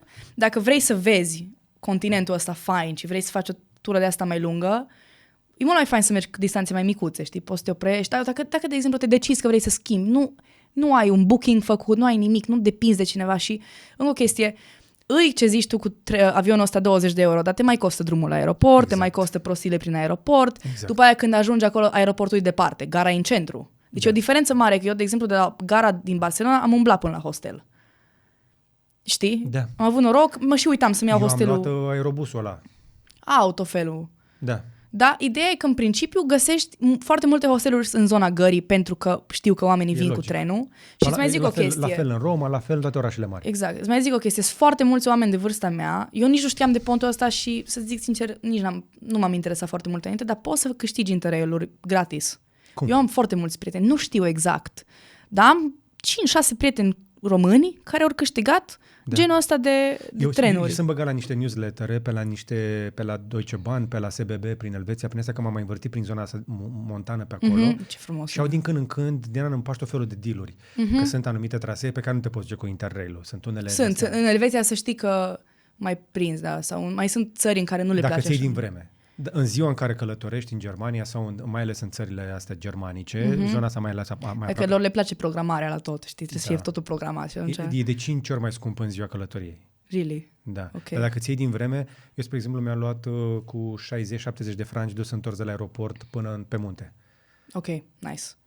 Fără Interrail. Adică, dar în ziua în care mă duceam era 90 pe sens sau 110. Da, în Elveția, deci aia a fost că cumva depinde și unde mergi, că Interrail e același preț peste tot. Îți iei un bilet pe toată Uniunea Europeană. Dar depinde și în ce țări mergi ca să fie rentabil. Eu am mers în Elveția. Elveția e foarte scumpă la tren. Am făcut bani de pe ei, cum s-ar zice, știi, ca românul. Cum? Nu, dar în sensul că eu am cheltuit în 10 zile în Elveția, dacă mi-ar fi luat, am fi fost vreo 1500 de euro, mi-ar fi fost trenurile. Așa este. Și cu 650 în 3 luni, în 10 zile, eu aș fi cheltuit 1500. Deci, practic, 65 de euro echivalent, nu? Ce zici? Nu, 650 în 3 luni, în 10 zile, asta înseamnă aproape 10%. Cam 60, dacă sunt 100 de zile. De euro. Exact.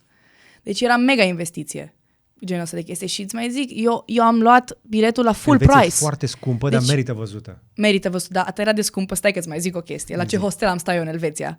Deci am găsit, eram numai din oraș în oraș și eram obosită, că numai petreceri, numai așa gen, că ăsta e vibe-ul de hostel și la un dat obosești, știi?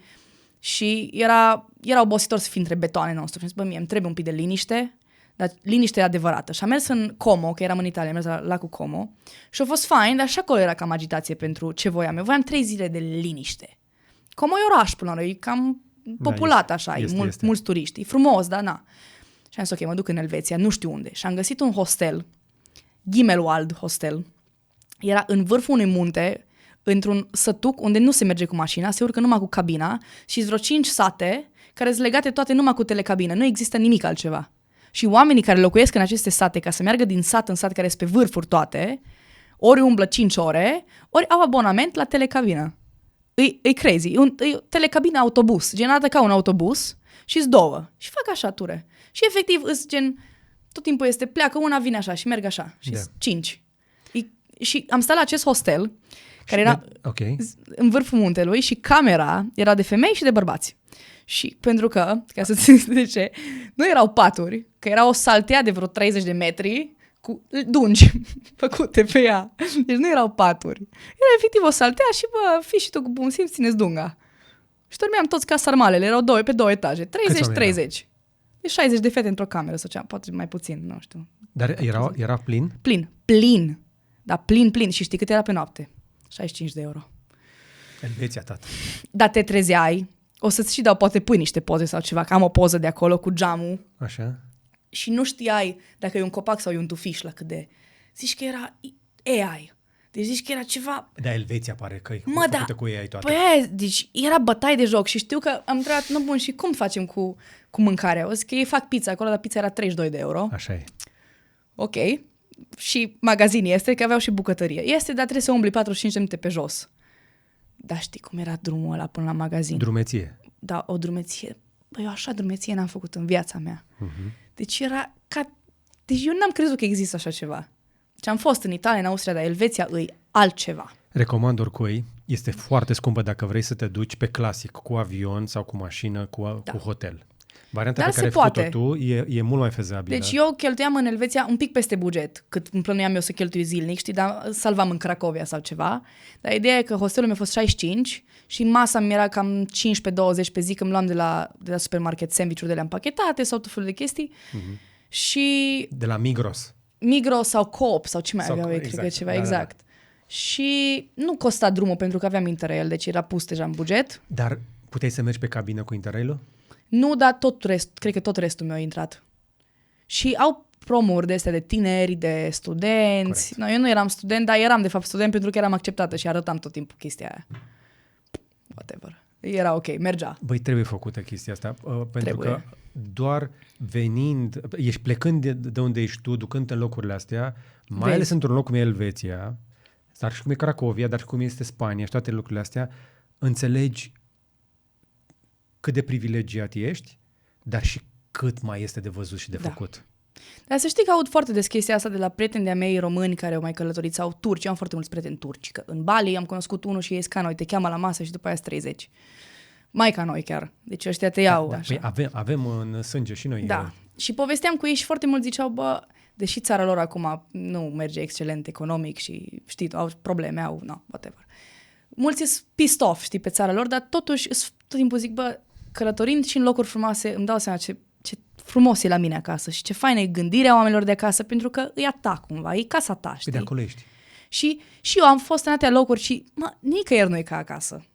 Deci ca la Clujul meu, acasă la mine, nu e nicăieri. Și am fost și la festivale, dar niciun festival nu e ca Electricul pentru mine și niciun oraș nu e ca Clujul pentru mine și niciun om nu e ca clujenii și oamenii cu care eu am crescut pentru mine. Și e faină chestia asta. Dacă Dar există o explicație psihologică. sunt convinsă că... Deci, e o chestie legată de longevitate. Mi-a explicat-o, a stat acolo Dragoș Cărneci, care mi-a explicat chestia asta. Mi-a zis, bă, care-i treaba cu ăștia care îmbătrânesc în astfel de locuri? Că eu am fost într-un blue zone din ăsta, știi? Exact. Am fost în Sardinia. Puțină lume știe că în Sardinia e una dintre cele mai mari rafinării din Mediterana. Ok. Deci nu este vreun blue zone ecologic. Acolo nu are legătură că e aerul curat. Da?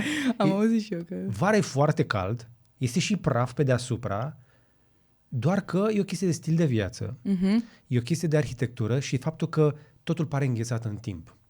E o chestie că dacă ți este familiar locul, tu în mintea ta când mergi pe stradă, tu întotdeauna o să te întorci într-o etapă anterioară a ta când erai mai tânăr. Și corpul tău întinerește când recunoaște locul. Poate că, da, are sens. Corpul tău reacționează, metabolismul, tot organismul tău întinerește sau îmbătrânește mult mai lent, îi încetinește îmbătrânirea prin simplu fapt că tu mergi pe aceeași stradă, casele sunt aceleași. Poate că nu mai necesită efortul ăla de a... Exact. Călătoritul e un stres. Este. Schimbarea este un stres. Da, este. Și depinde și de oameni. De exemplu, fratele meu nu îi place Pentru că așa. este un stres. Pe el chiar îl stresează călătorii. De multe ori zice, bă, dacă n-am un scop să merg să descoper, adică nu am o întrebare la care trebuie să răspund cu locația respectivă, prefer să văd ce în jurul.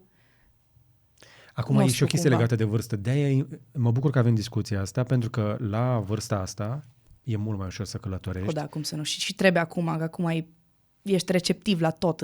Da. Adică cunoști... Și nu-i prea... Adică niciodată nu-i prea târziu. Dar acum chiar nu-i prea târziu, știi? Exact. Adică încă n-ai luat niște decizii de viață și apuci să vezi ce-au făcut alții, ce-au greșit Da. alții. Și nu vezi doar cei prieteni părinților sau prietenii de-a Da. prietenilor mai mari un pic care zic ei ce-au făcut, pentru că ei toți fac aceeași chestie cumva. Care e fain, dar Așa este. mergi și vezi ce-au greșit X, care au făcut nu știu ce chestie, au unii niște povești, nu-ți vine să crezi că sunt adevărate. Da, însă m-aș mai rămâne foarte puțin la chestia asta.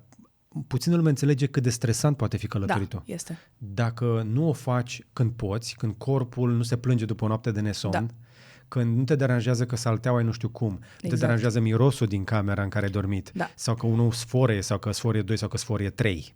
Că am Exact. avut. Nu, eu n-aveam nicio treabă cu chestiile Mi-am astea. pus căștile pe urechi, așa am dormit. Eu n-am. Deci mi se dădeau dopuri, n-am folosit dopuri odată în 3 luni jumate. Uite, vezi, încă poți. Da, încă poți. Da, e și o chestie de mindset, pentru că eu văd foarte des la oamenii din jurul meu, de vârsta mea, din Cluj, pentru că acolo am crescut și dintre ăștia îs, că sunt foarte deranjați de chestiile astea. Și mă gândesc, nu, ești deranjat pentru că îți dai voie să fii deranjat de chestiile astea. Ok. Pentru că nu ești la vârsta și tu poți să treci peste chestiile astea. Știm cu toții că nu.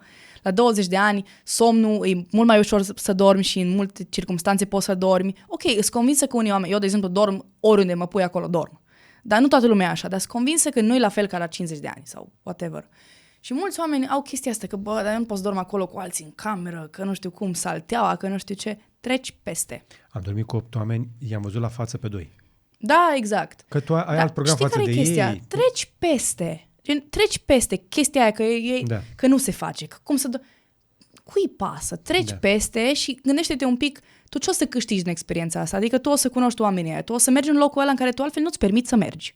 Că ăsta e primul lucru, de fapt. În mare parte, tinerii de vârsta mea n-au de unde să facă rost de bani, să meargă în locurile astea dacă nu merg în stilul ăsta.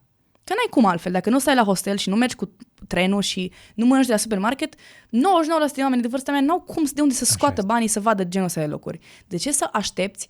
Ca să aștepți nu știu când, să prinzi un deal, să mergi, nu știu ce. Just go, că se poate.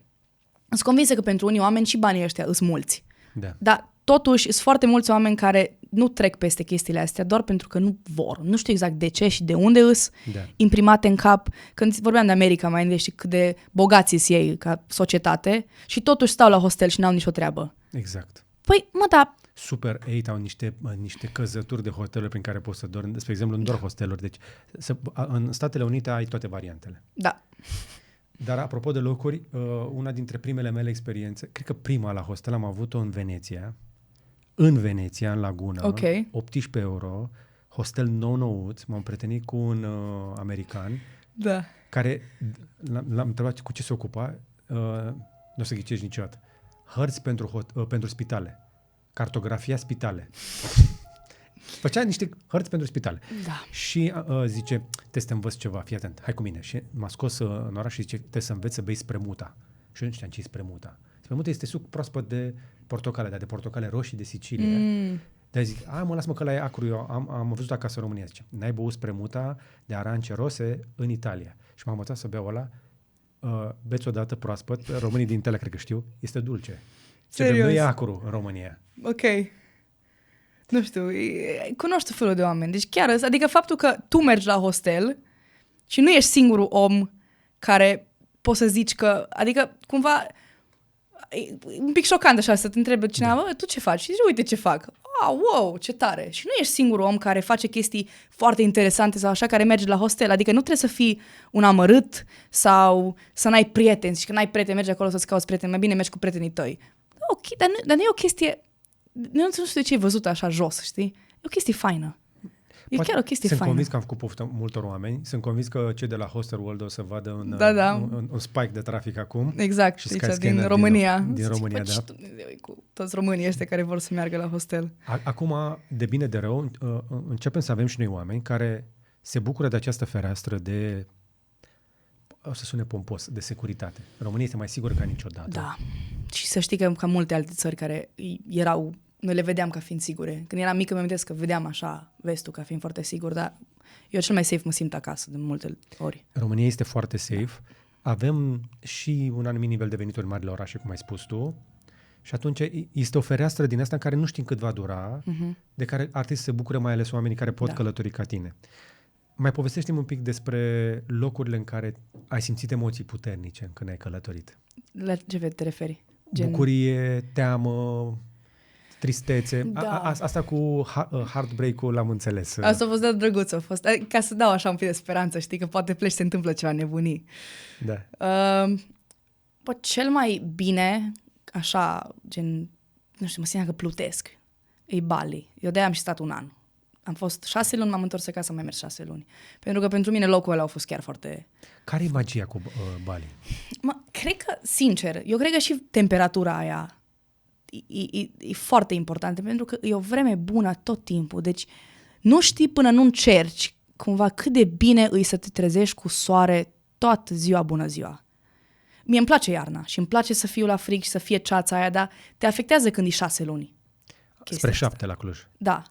Deci e chiar gri. La noi e gri. Ca în Germania. Ca în Germania. Sincer, e ca în Germania, că am fost acasă în februarie o săptămână și am zis, ok, o săptămână, bun, back. Păi, e foarte cald. Pe lângă asta, oamenii, e un fel de hub, nici nu-mi place cuvântul ăsta, dar e un hub de oameni creativi și mulți, nu tineri neapărat, dar inovativi. Oameni care vrând nevrând au schimbat ceva la ei, cumva au făcut ceva, pentru că altfel n-ajunge acolo. Okay. Adică au curiozitatea să plece de acasă. Sunt și foarte mulți snobi, adică oameni care cumva au făcut tot felul de... Sunt oameni care încearcă să fie cineva și le place să apară așa ca cineva, dar sunt foarte multe povești inspiraționale și sunt foarte mulți oameni de la care poți să înveți chestii și să te simți foarte bine cu ei. Deci eu am fost cucerită și de oameni. Faptul că poți să faci surf, mie îmi place foarte tare să fac surf și am devenit chiar bună. Cum ai învățat să faci surf? Adică am început singură și eram foarte praf, sincer, și nu știam exact ce se întâmplă și eu credeam că... Acolo în Bali? Da, am făcut de 2 ori înainte în viața mea cu profesor, dar nu faci mare lucru. Dar așa, știi, când nu știi o chestie și pare simplă, când începi să înveți mai multe despre ea, începi să te sperii.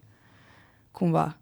Adică, zici, bine mă, iei placa, te duci, te prinzi valul, te ridici și mergi. Așa o vedeam eu. Și după ce am început să progresez, mi-am dat seama câte pericole sunt, câte chestii sunt rechini, poți să dai cu capul de pietre, poți să pățești mult. Eu am văzut cu ochii mei pe cineva, efectiv, am murit. Și a fost foarte scary chestia asta. Deci am văzut cum s-a întâmplat în fața ochilor mei. Pentru că e oceanul care tu n-ai nicio putere, ești pur și simplu pion acolo, ești, okay. Știi? Da, dar e cea mai... Dar nu te-a oprit asta?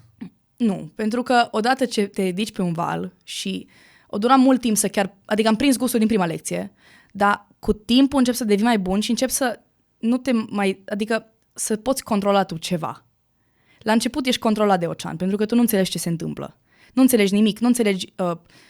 cum se zice, știința valului. Tu nu înțelegi de ce vine așa, începi să înveți chestiile, să începi să-l simți de la 1 kilometru distanță că o să vină la mare, știi că trebuie să te muți sau știi că dacă vrei să le iei te pui acolo. Sunt niște chestii care pentru mine încă sunt foarte greu să le înțeleg. Și dacă sunt valori mari, încă mi-au profesor, pentru că e periculos și mi-e frică și trebuie să mă ajute. Dar dacă sunt valori mici, pot să mă duc singură deja, mai micuțe puțin. Și am pățit așa vreo 2 valori care încă le țin minte perfect. Țin minte momentul în care am dat din mâini, țin minte momentul în care m-am ridicat și țin minte efectiv cum a fost valul ăla și cum mă simțeam eu pe el. E o chestie care nu știu cum să o explic, pentru că, gândește-te, valul ăla e o energie, de fapt. E energie care vine de la mii de kilometri distanță și tu, adică îți dă voie să te joci pe energie, cumva. E pământul care îți dă voie să te joci pe energie totul. Nu știu, e foarte ciudat. Dar odată ce simți chestia asta și începi să și înțelegi cum se face surf și să poți să faci o curbă, 2, pe valul ăla care se mișcă, se sparge, trebuie să-l înțelegi, el merge, se sparge încet, apoi se sparge repede pentru că fundul oceanului se ridică, cumva e mai scundă, mai mică apa, mai mare apa și atunci e mai rapid, se închide. Trebuie să-l înțelegi, trebuie să te uiți în spate, în față, să știi cum să stai pe placă dacă să mergi mai repede, mai încet. E foarte complicat, dar e un feeling pe care nu știu eu recomand oricui să încerce chestia asta. Și dacă nu ești bun, și dacă te ridici, arăți așa ca un penibil, că am și eu niște poze în primele lecții în care stau așa și merg, de fapt, pe un val așa care e de apă, doar cum se zice, spumă și chestia aia și atunci se simte feeling-ul ăla. Și e o doză mică din feeling-ul mare, dar e ca un drog. Pentru mine e efectiv ca un drog. Adică cred că unul dintre motivele principale pentru care am stat în Bali e că nu mă puteam desprinde de surf. Era, nu știu, excelent.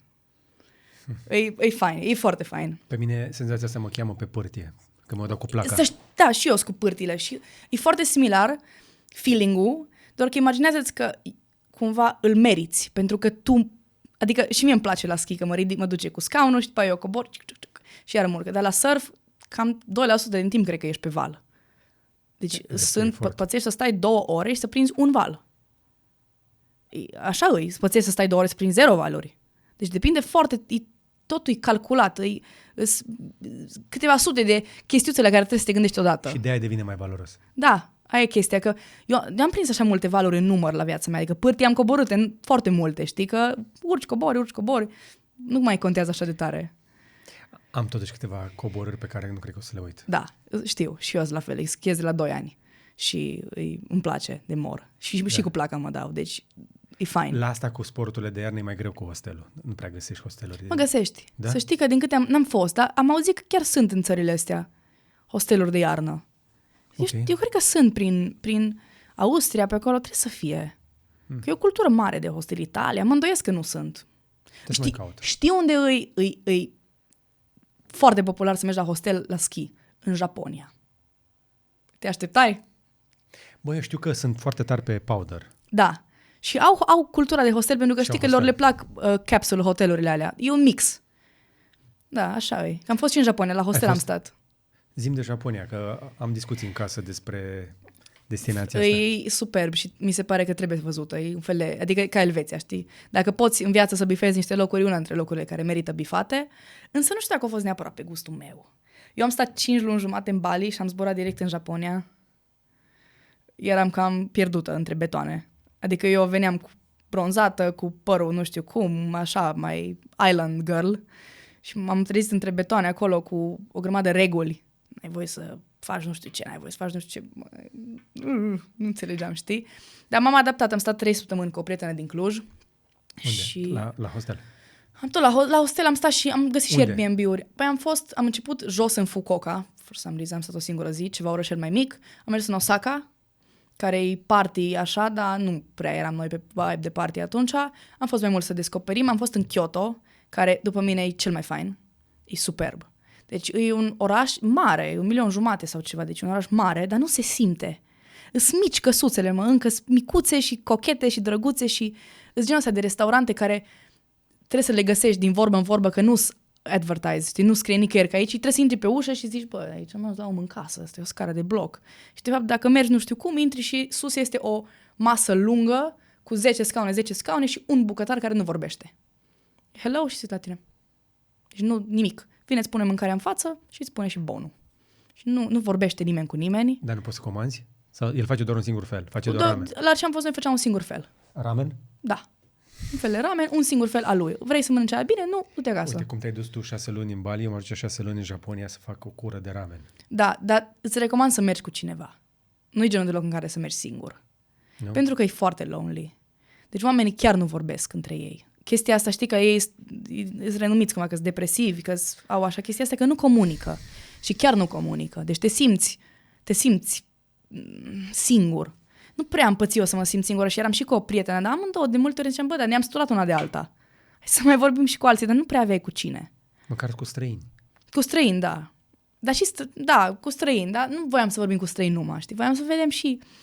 Sunt foarte politicoși, sunt unii cei mai kind, mă, ți-ar oferi tot. Adică ajungi în niște locuri și oamenii ăia chiar le pasă de bunăstarea ta. Vor să se asigure că tu ești bine. Și se simte chestia asta pe ei. Sunt oameni foarte buni, eu așa am simțit-o. Și nimeni nu-ți vrea rău. Dar sunt prea politicoși încât nu vorbesc cu tine din politețea asta lor, așa. Da. Deci vorbești cu ei și cumva nu vor să nu cumva să te încurci, dar tu vrei să vorbești cu ei. Venind de aici, din Europa, așa, unde noi suntem mai libertini, mai vorbești. Eu te ziceam, hello, what's your name?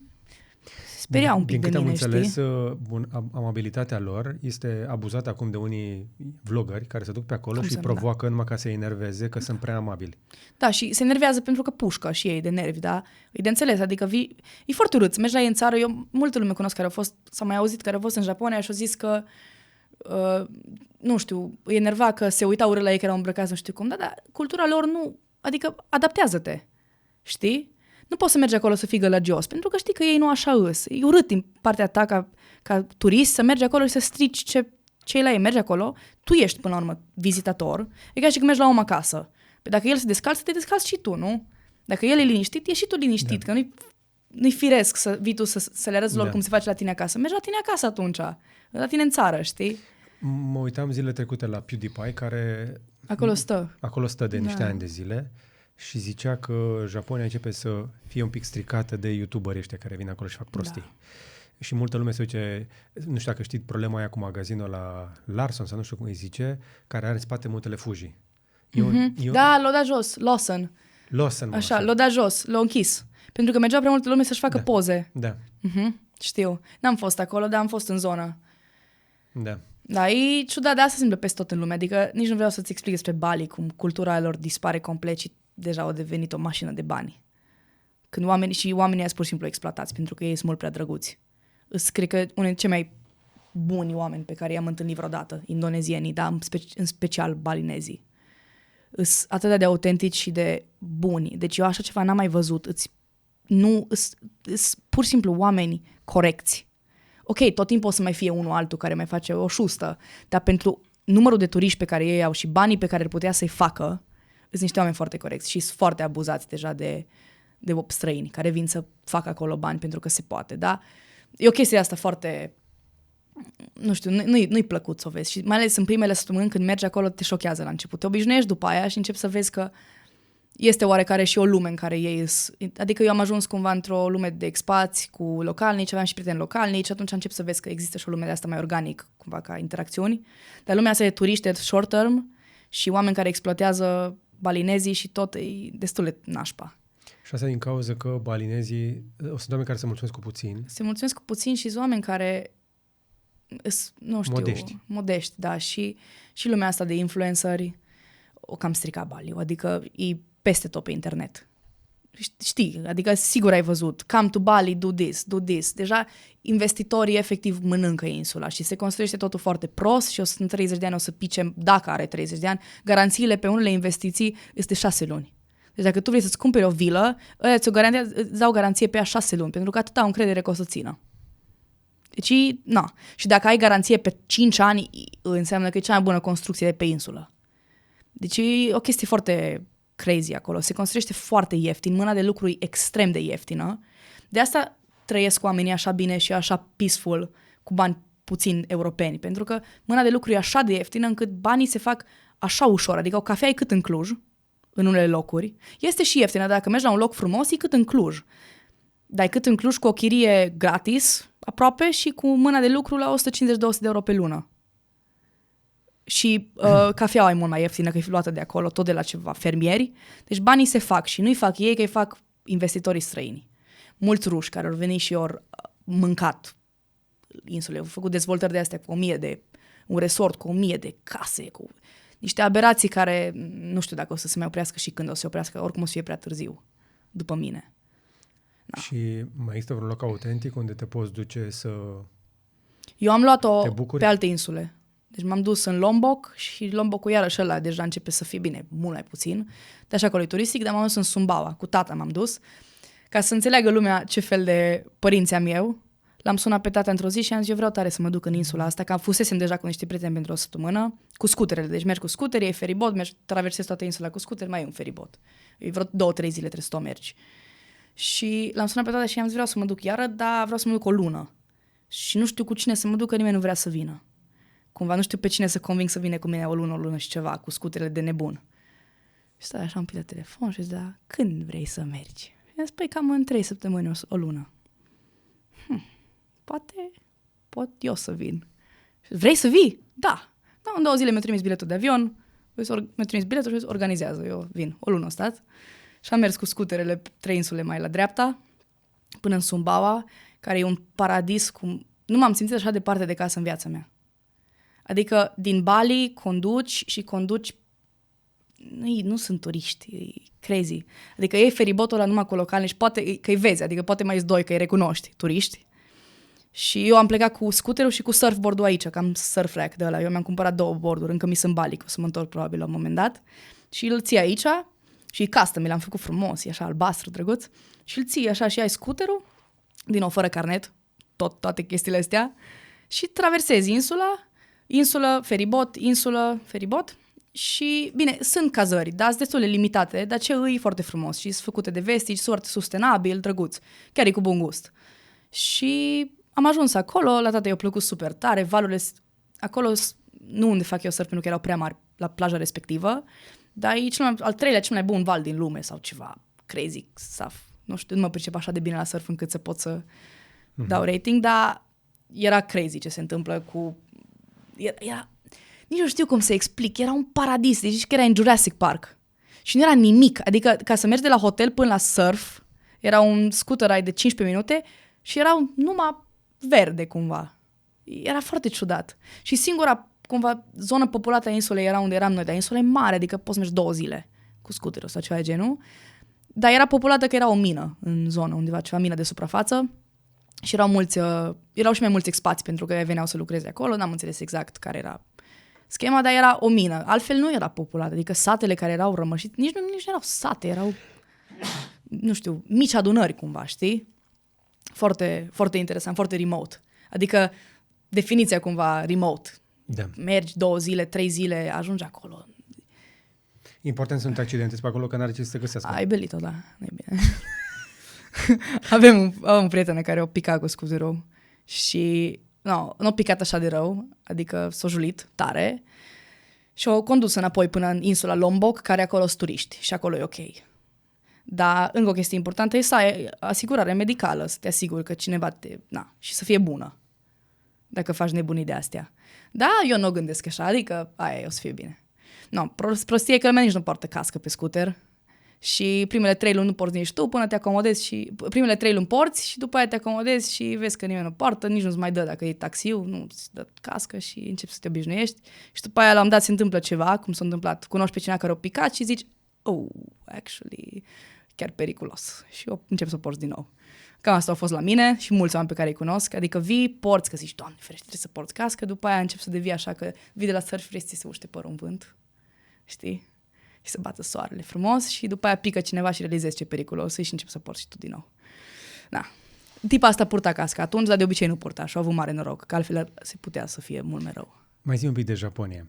Da. Până la urmă, ce e atât de fain acolo? Dacă ajungi să te simți însingurat din cauza oamenilor, sunt doar peisajele, e mâncarea... Mâncarea e incredibilă, mai ales că mie îmi place genul ăla de mâncare, depinde și de În oameni. afară de ramen. Ce mai e mișto acolo? Sushi-ul, să știi că nu e așa chestie acolo. Ei nu prea mănâncă sushi ca noi, gen să mănânce 20 de bucăți. Ei mănâncă 2 bucăți înainte să mănânce ramen sau mănâncă așa de antreu cumva. Dar au tot felul de ciudățenii. Aveau ceva bile de caracatiță, cumva, un fel de piure de caracatiță prăjit sau... Deci mergeam cu tipa asta, prietena asta mea și ne uitam așa în restaurant și nu ne-am să credem ce chestii oferă. Pește, foarte mult sashimi de asta, pește crud foarte, foarte bun și la prețuri foarte rezonabile, pentru că fiind insulă, au enorm. Nici nu știu, nu dă tăiței, dar numai la ei găsești așa. Deserturi, tot felul de ciudățenii de deserturi. Mochi, nici nu prea era mochi, sincer. Nu. E o chestie mai mult aici, cred că. Mochi cu înghețată nu găseai. Eu am căutat și tipa asta era mult mai pasionată de Japonia decât mine. Cumva ea au inițiat tripul, era visul ei să meargă în Japonia. Și nu știa cu cine altcineva să meargă decât cu Irina, că nu eram așa bune prietene, noi ne știam din liceu așa de pe hol și m-a sunat și mi-a zis vin Japonia. Și zis, nu știu, cum adică? Și zis, mai gândește-te. Vreau să mă duc în iunie, era martie. Și asta așa un pic și m-am gândit, sunt Bali, este un singur zbor. Zic, vin, ce să nu vin? Hai să mergem, că altcândva când să mă duc cumva. Și era pasionată, ea știa ce să mâncăm, ea deja avea restaurantele salvate. Eu am fost așa cu un ghid, a fost chiar fain pentru mine. Dar tot felul de chestii foarte ciudate, acum parcă nici nu mai amintesc. Mult ramen, eu mâncam foarte mult ramen.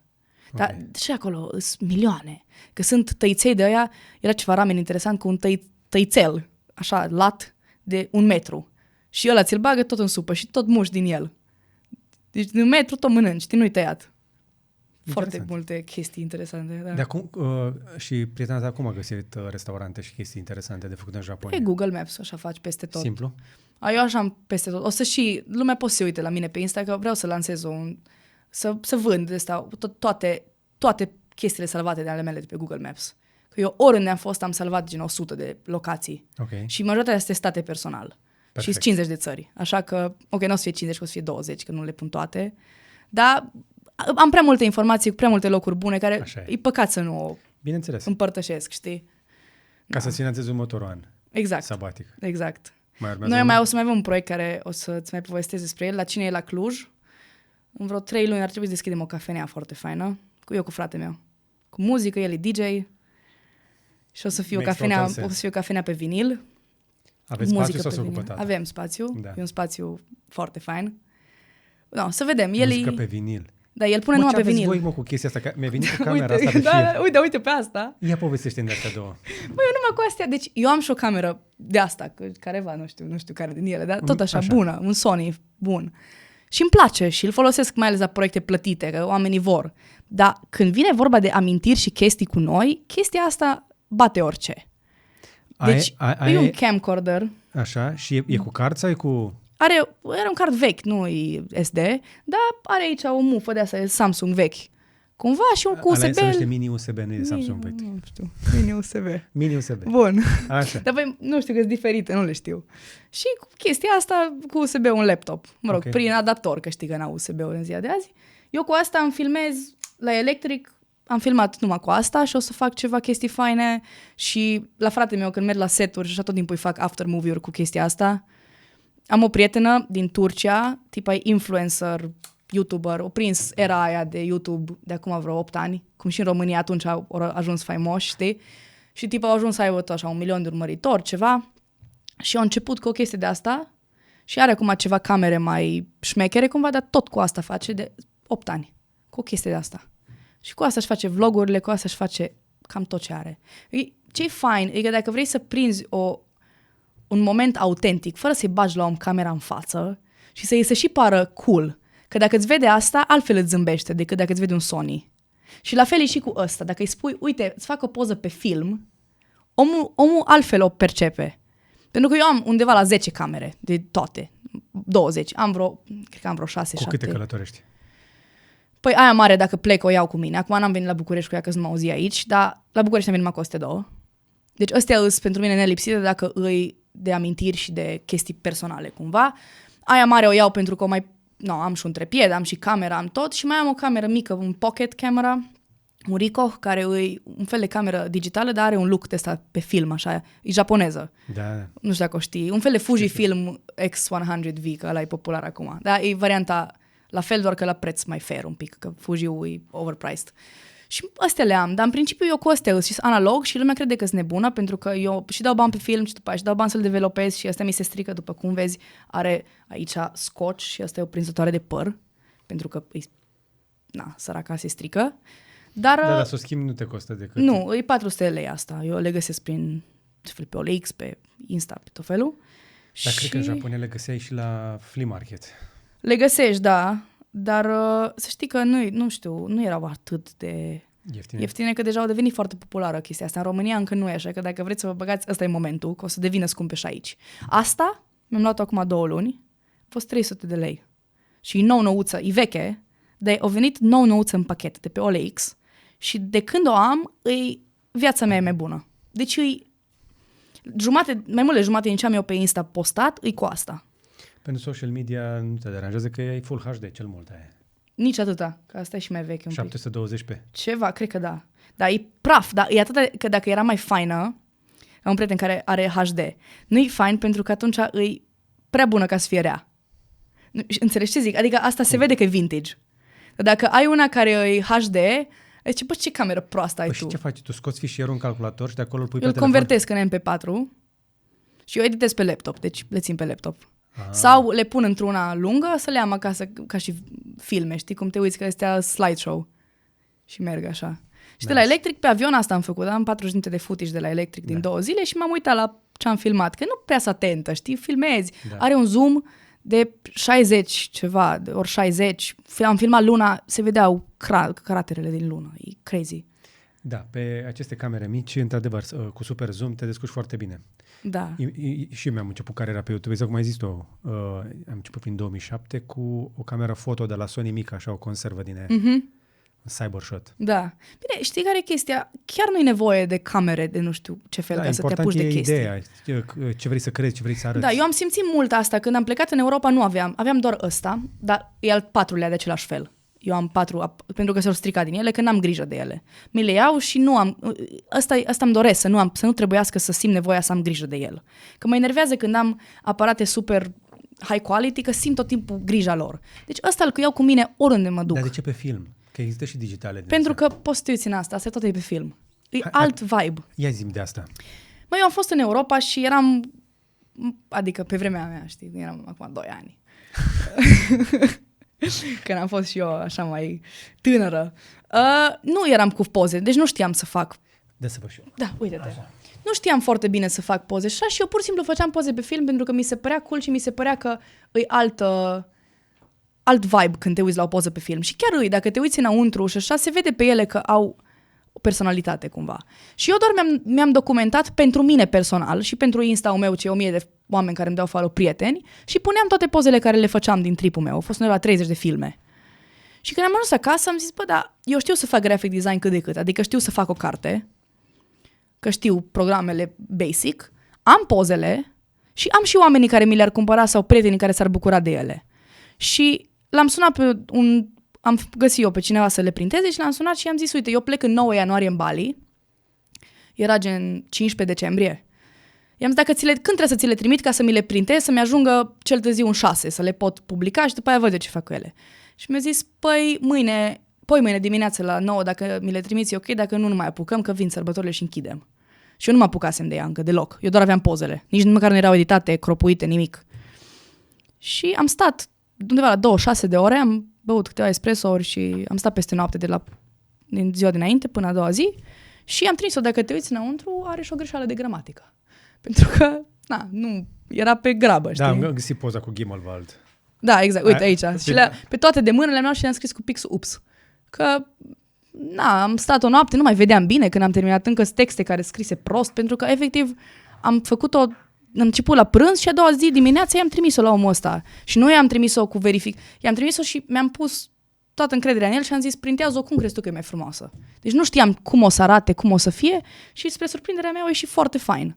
Și am publicat-o pe Insta-ul meu personal, adică nu era o publicație de asta, nu are cod de ăsta de publicație ISBN. sau așa, exact, ISBN, deci nu a fost o chestie organizată. Eu pur și simplu mi-am făcut un catalog de amintiri și oricum nu are titlu, pentru că titlul de aici nu e același titlu cu titlul de aici, are multe greșeluțe, dar oamenii au părut să le placă chestia asta, că se simte că e făcută așa autentic.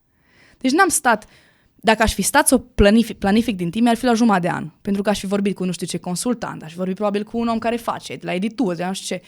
Dar din cumva faptul că nu știam nimic, am zis, scop, printez. Dintre toate chestiile pe care putea să le facă un om tânăr, Da. s-a apucat să facă poze pe film și să scoată pună într-o carte. Să le pună într-o carte, Da. în loc de un Chestie digitală. vlog. Da, dar e fain, adică altfel te uiți la ele. Eu n-am făcut-o pentru bani, n-am făcut-o pentru nimic de genul ăsta. Eu pur și simplu am vrut să arăt la oameni ce experiență am avut eu și spre surprinderea mea chiar Și mare parte din ponturile alea de călătorie se întrevăd acolo.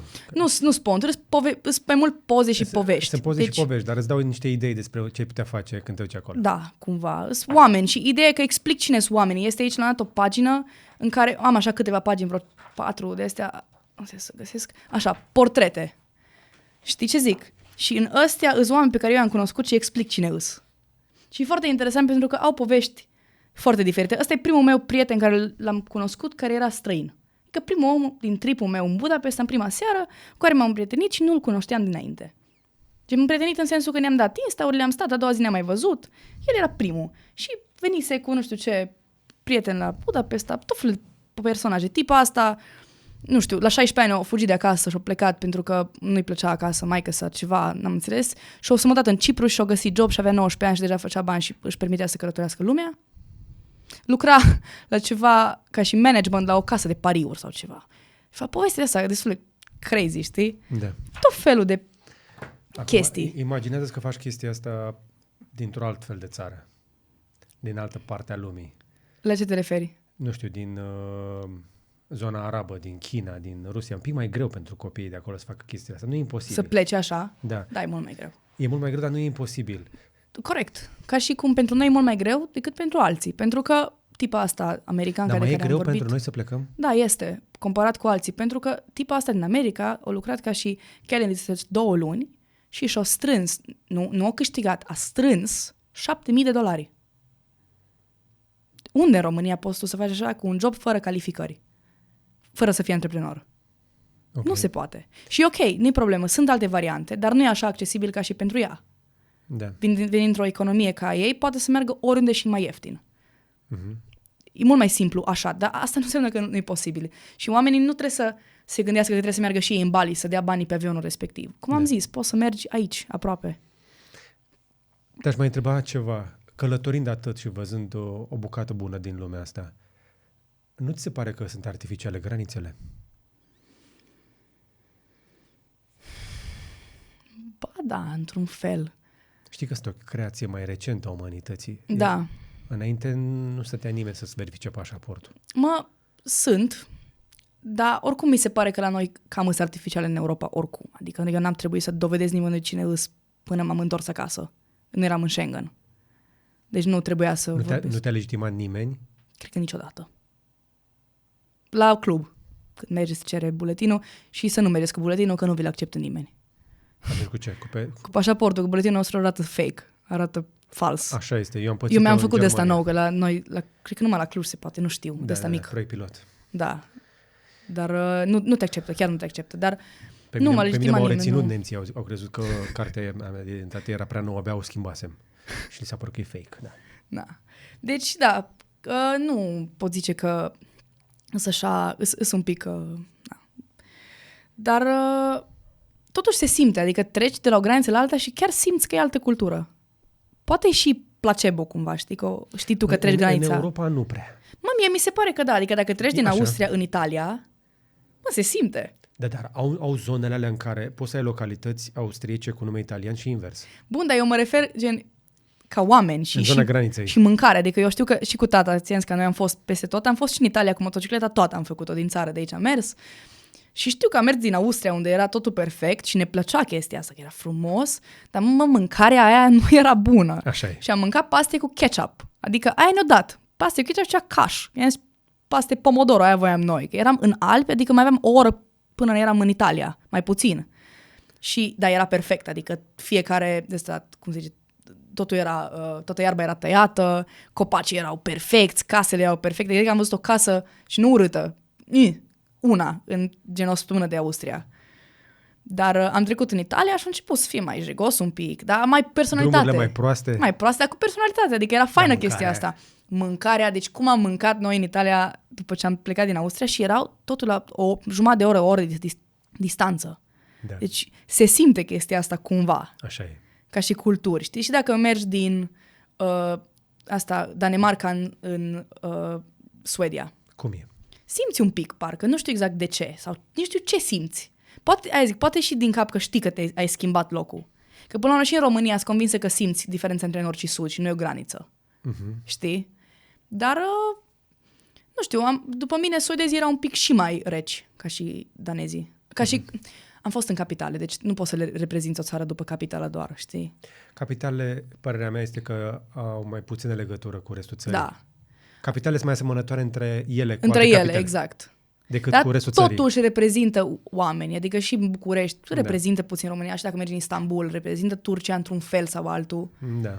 Na. Dar mi s-a părut totuși un pic mai reținuți suedezii, parcă. Habar n-am. Europenii față de alte neamuri sunt mai asemănători între ei?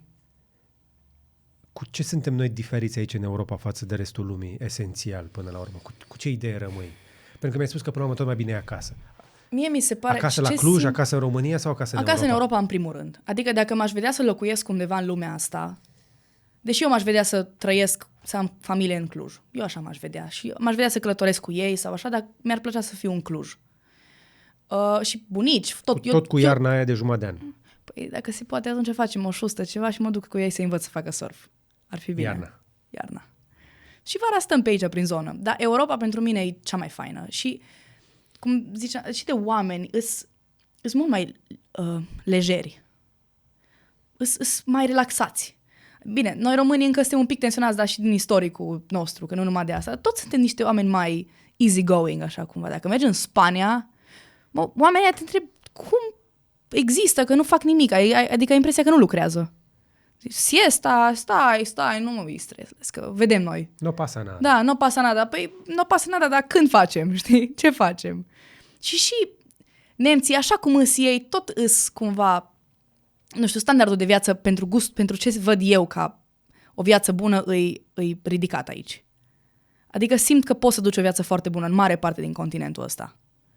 O viață frumoasă, nu numai ca bani, dar faptul că sunt bani și sunt condiții neapărat bani, prosperitate. Prosperitatea asta de îți permite să faci cam ce vrei, că asta e important. Da. Până la urmă asta de asta, adică multe lume simt că asta pierde, adică face bani pentru alte motive, dar de fapt vrei să faci bani ca să faci ce vrei tu. Și mai e ceva, în cazul în care pățești ceva, să ai pe cine să suni. Exact, să ai pe cine să suni și să știi că totul o să fie bine orice ar fi cumva. Deci să poți să faci orice fără să-ți fie frică, să scapi de frica asta, nu? Că asta vrei până la urmă. Să nu mai ai frica asta că n-ai ce mânca mâine, să poți să te simți bine și safe. Whatever that means. Adică pentru mine safe înseamnă să pot să călătoresc când vreau. Eu dacă nu am privilegiu, dacă eu știu că nu-mi permit să mai călătoresc de acum încolo, eu o să mă stresez foarte tare.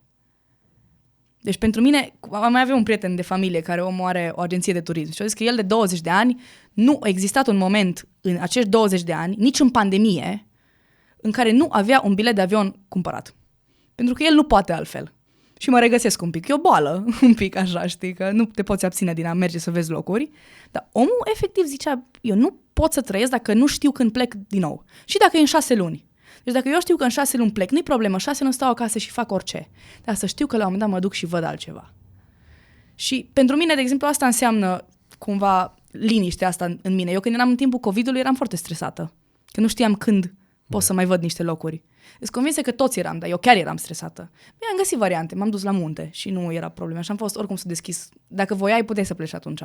Cu mașina, cu orice. Am băgat carantină 2 săptămâni în hotel în Thailanda și am intrat acolo și pe aia am stat 2 luni. Da. Exact. Dar a fost nasol 2 săptămâni închis. Eu n-am stat nicio carantină deloc. Dar am fost în Grecia. În Grecia ei nu prea aveau niciun fel de chestii. Nu pasa nada pe grecește. Exact. Chiar mai de tot, știi? Unde e următorul bilet? Mă duc în Turcia, la toți prietenii mei din Bali. Mă duc să-i văd. Am făcut cu o tipă... Unde e fain în Turcia, în afară de Antalya, știu unde Belek? e fain. E fain unde te duc ei pentru că ei sunt locali aici. Așa că nu știu unde mă duc. Eu zbor în Istanbul. Le-am zis când aterizez și când trebuie să fiu la aeroport. Da. Și oamenii au zis că se descurcă ei cu tot. Mă uit pe Insta. Da. Am fost și anul trecut tot la ei. Da. Și acum am și mai mulți prieteni turci. Între timp o să merg la Budapesta poi mâine. Avem o dubă camperizată de aia, dar prin 2001 e duba, deci e așa, e faină. Arată ca și o dubă de aia mai sketchy, știi, adică se oprești la semafor și nu vrei să... Dar e bine, pentru că lumea nu știe că e un camper și atunci poți să parchezi unde vrei tu, că e mică. Și mă duc până la Budapesta să o iau pe prietena pe care am cunoscut-o în Bali, vine la noi în Cluj. Ai trecut repede peste chestia asta, dar mai știu oameni care își transformă vanuri în campere fără ferestre ca să nu fie atrăgătoare pentru toți. N-are ferestre decât în față cumva și are în spate una așa și nu... Pentru că, de exemplu, în Italia, fiind o cultură mare a camper vanurilor, nu-i voie să parchezi în oraș. Da. Păi a mea nu știe nimeni ce îi. E o dubă. E o dubă de asta de, cum zice, de auto-utilitară. Da. Dar au niște campinguri foarte faine și spaniolii. Da, știu. Și Franța. Doar că trebuie să mergi mult până acolo și trebuie să-ți iei un pic de timp. O să fie la un moment dat și ăsta de acum suntem focusați pe cafeneaua asta că vrem să fie ceva fain. Da, și eu să iau pe tipa asta e înainte de Turcia. Vine la noi, o să cazăm, dar ea are de lucru, lucrează remote. Da. După aia merg în Turcia. Da, mamă, dar care sunt planurile tale de viitor până la urmă? Ce faci cu viața ta în afară de cafeneaua asta? Oai! Ce vrei tu să faci când o să fii mare? Da, îmi place întrebarea asta, n-am auzit destul de când m-am întors acasă. N-ai mai auzit-o încă? Ba, am auzit-o grămadă. De câte ore au auzit pe aia? Părinții sunt foarte relaxați ai mei. Uite, e prima oară când devii defensivă, când te-am întrebat exact, chestia asta. Pentru că mi se pare că trebuie să argument, trebuie să mă justific și mă enervează un pic, dar are sens, într-un fel. Și deja parcă am și argumentele, adică când mă întreabă cineva, parcă am un discurs care nici nu mai zic eu care îl zic, efectiv îl zic și cumva îl fac să tacă pe om. Dar, care e discursul? Zi-mi varianta scurtă. Bă, scurtă, dacă n-am chef și mă enervez, zic nu știu ce fac. Lasă-mă în pace, nu știu ce fac. Că m-am săturat cumva să dau explicații, știi? Da. Dar facem această cafenea ca să învățăm amândoi, pentru că noi n-am avut până acum niciun fel de business de genul ăsta. Adică n-am avut business până acum. E un alt fel de responsabilitate. E un alt fel de responsabilitate și e o modalitate foarte bună, cred că, să greșim. Mult. Pentru că e un proiect în care ești implicat tu, personal, poți să înveți o grămadă de chestii, birocrație, că deja ne-am lovit de niște prostii care nu știam că există. Gen, știi cum e? Știi că e complicat, dar nu știi cât de complicat e și când înveți ce complicat. Da, gen, știi că e foarte complicat și îi foarte complicat, dar acum am și aflat ce înseamnă acel foarte complicat.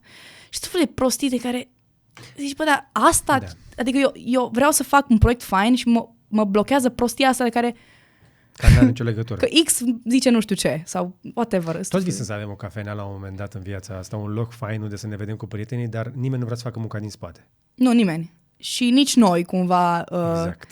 Nu suntem leneși, pentru că am crescut bine. Chiar suntem leneși, adică știm asta și mulți oameni din jurul meu sunt leneși. Nu fac chestii, pentru că ți-e ușor, nu ți trebuie nimic mai mult. Pentru că întotdeauna a existat cineva care să o facă mai ieftin în altă parte și tu doar să te bucuri de ea. Da. Și pe lângă asta avem ce mânca, suntem ok, gen, nu e nevoie să ne băgăm într-un proiect de genul ăsta, care oricum toată lumea care zice, bă, dar nu v-ați găsit o variantă mai bună să pierdeți bani? Da, bine, să e genul de business în care dacă vrei să faci 1 milion, intri cu 3. Da, exact. Dar nu e asta obiectivul. Îi vrem să vedem... Dar cum faci să găsești motivație? De fapt, unde vreau să ajung? Ne apropiem un pic de finalul discuției și trebuie să devenim un pic serioși, pentru că cred că ce ai făcut tu este foarte important.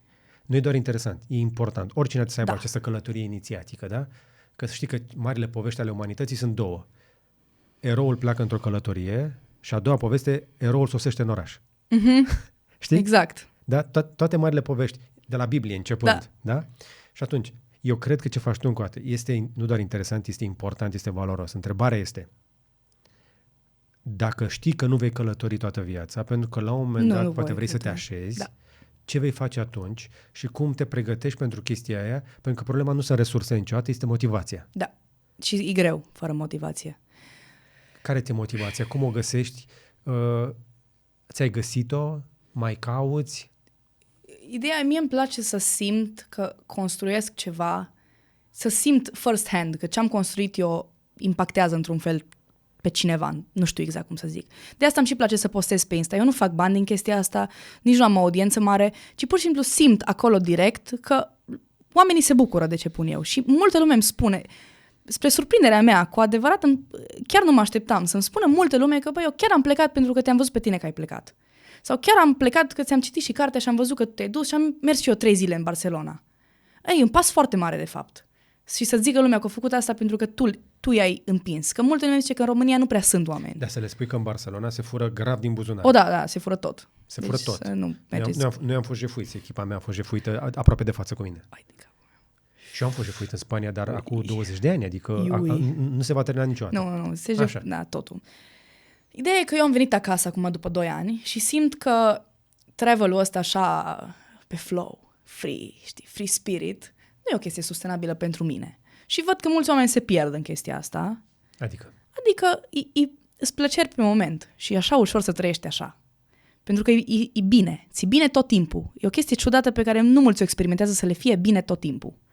Călătorind, dacă ești genul de om care gustă agitația asta de călătorit, că unii nu gustă, dar eu gust chestia asta, devii dependent de plăcerile astea de zi de zi.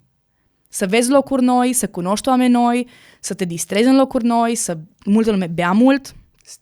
Stimulare pe moment. Deci își găsesc... Dar constantă. Exact, constantă. Și atunci când vii acasă, e un fenomen între călători și eu l-am experimentat și îl experimentez și astăzi, îi intri într-o oarecare... Depresie, îmi place cuvântul ăsta, că e prea... Deprimare, așa. Un cuvânt prea folosit, parcă. Deprimarea nomadului. Exact. Și se simte tare. Și nu știi cum să o gestionezi. Eu nici nu mă... Și atunci am venit acasă și nu aveam ideea asta de cafenea. Însă fratele meu tot își căuta o chestie, un proiect al lui. Și el a venit cu ideea asta, că el și-a dorit foarte mult să aibă un spațiu în care să pună muzică, dar de zi, nu de noapte. Că de noapte dar nu mai vrem ceva de noapte. Vrem ceva unde să simți că lumea se poate strânge și e frumos, e o chestie plăcută și e pentru oricine. Nu trebuie să fii cineva ca să intri, nu trebuie să știi despre vinil, nu trebuie să te simți bine și să fii acolo, să vii dacă ești curios despre vinil, să poți să vii să înveți, nu să trebuiască să știi deja. E tot o chestie retro până la urmă. Asta. E tot un pic de, escapism. Da, cum să E un fel de fugă din prezent. Da, că prezentul poate e prea stresant. Da, pe fratele meu de asta pune muzică pe vinil, pentru că el se simte prea stresat de toate variantele de muzică online. Pune și digital. Da. Dar vinilul are căldura lui. Are. Aveți niște producători fantastici de boxe în Cluj-Napoca. Exact. Puteți avea un sound unic. Da. Una dintre cele mai tare experiențe pe care le-am avut eu în liceu a fost să merg într-un club underground fără firmă la ușă, în care se punea pe vinil și nu trebuie decât dacă te recomanda cineva. Foarte faină experiență. Deci sunt convins că va avea succes. Dar din nou, cărciumăreasă? Nu. Dar trebuie să vedem ce are de oferit. Adică am 20 de ani și am așa câteva vieți pe care vreau să le trăiesc. Nu o să-mi iasă toate. Dar asta cu călătoritul am cam bifat-o. Adică o să mai îmi vină cheful și chef am tot timpul. Dar nu-i despre asta. Adică nu mai simt scopul, cumva. Nu? Parcă am plecat să descoper cine sunt eu, ce pot. În Europa am descoperit o chestie foarte importantă despre mine, e că mă descurc singură în orice situație. Că nu știam cumva, dar nu mi-am dovedit chestia asta. În Bali am început să cunosc oameni care fac chestii și mi-am prins, deja știam că mă descurc singură, dar am început să și construiesc anumite chestii, să învăț pe partea asta creativă, așa acolo e așa cumva un flower power de ăsta, e foarte ușor să te relaxezi, știi?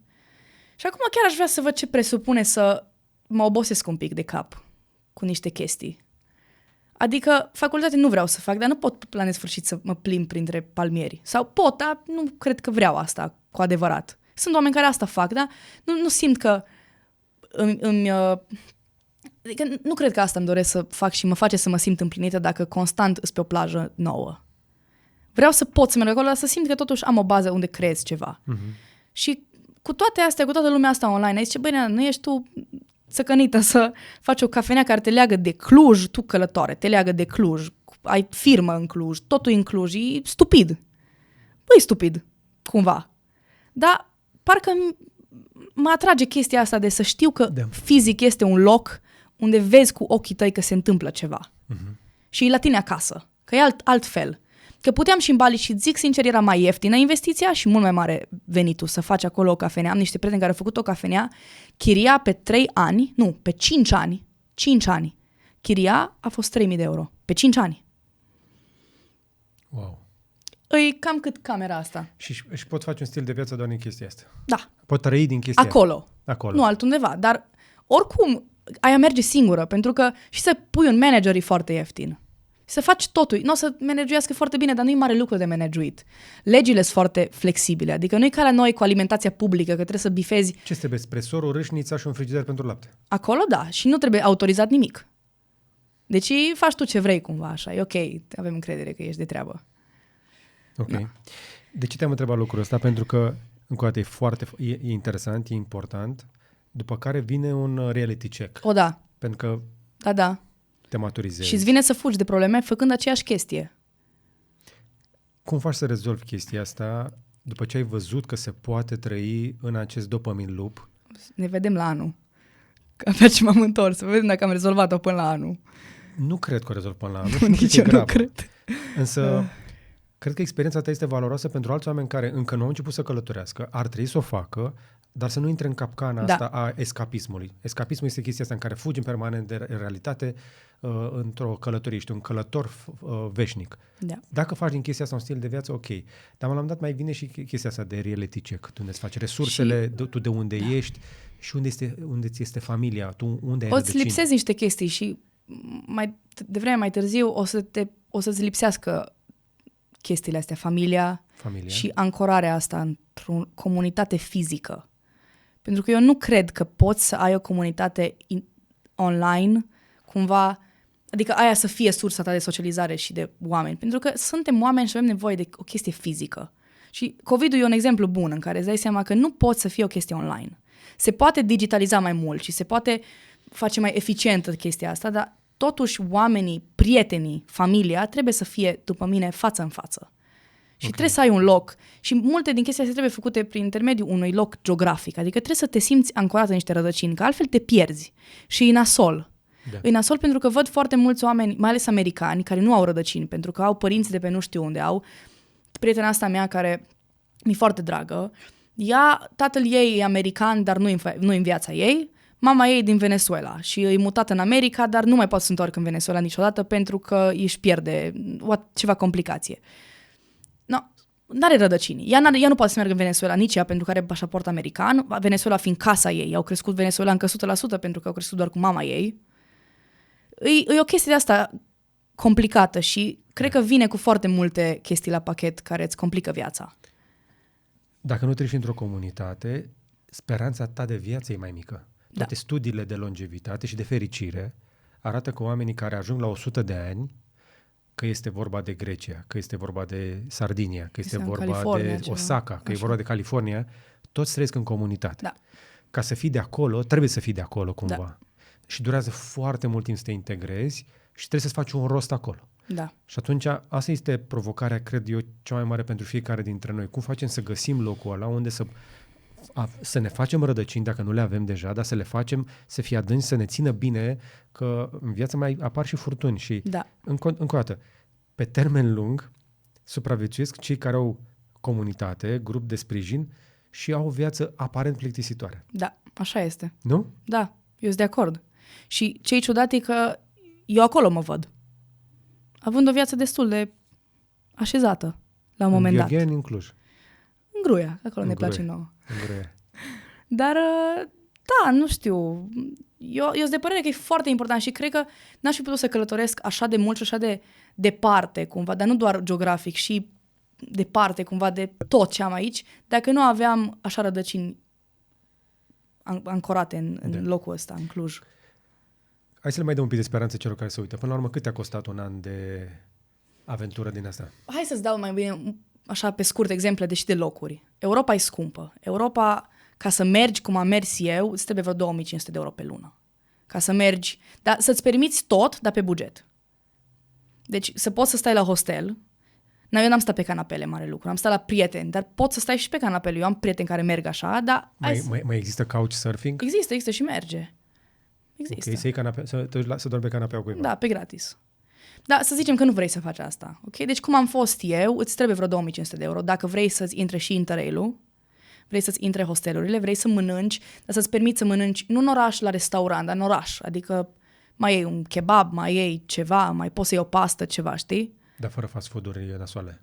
Păi, și cu fast food-uri dacă vrei, dar nu că trebuie. Dar să-ți permiți mâncare ok.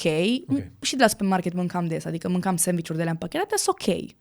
Și să-ți permiți să și mai ieși în oraș, că asta e un pillar important dacă vrei să cunoști lume, petrecerile. No, deci cu 2500, dar în Europa, asta înseamnă, eu am fost și în Copenhaga, unde 16 euro e o cafea cu un banana bread.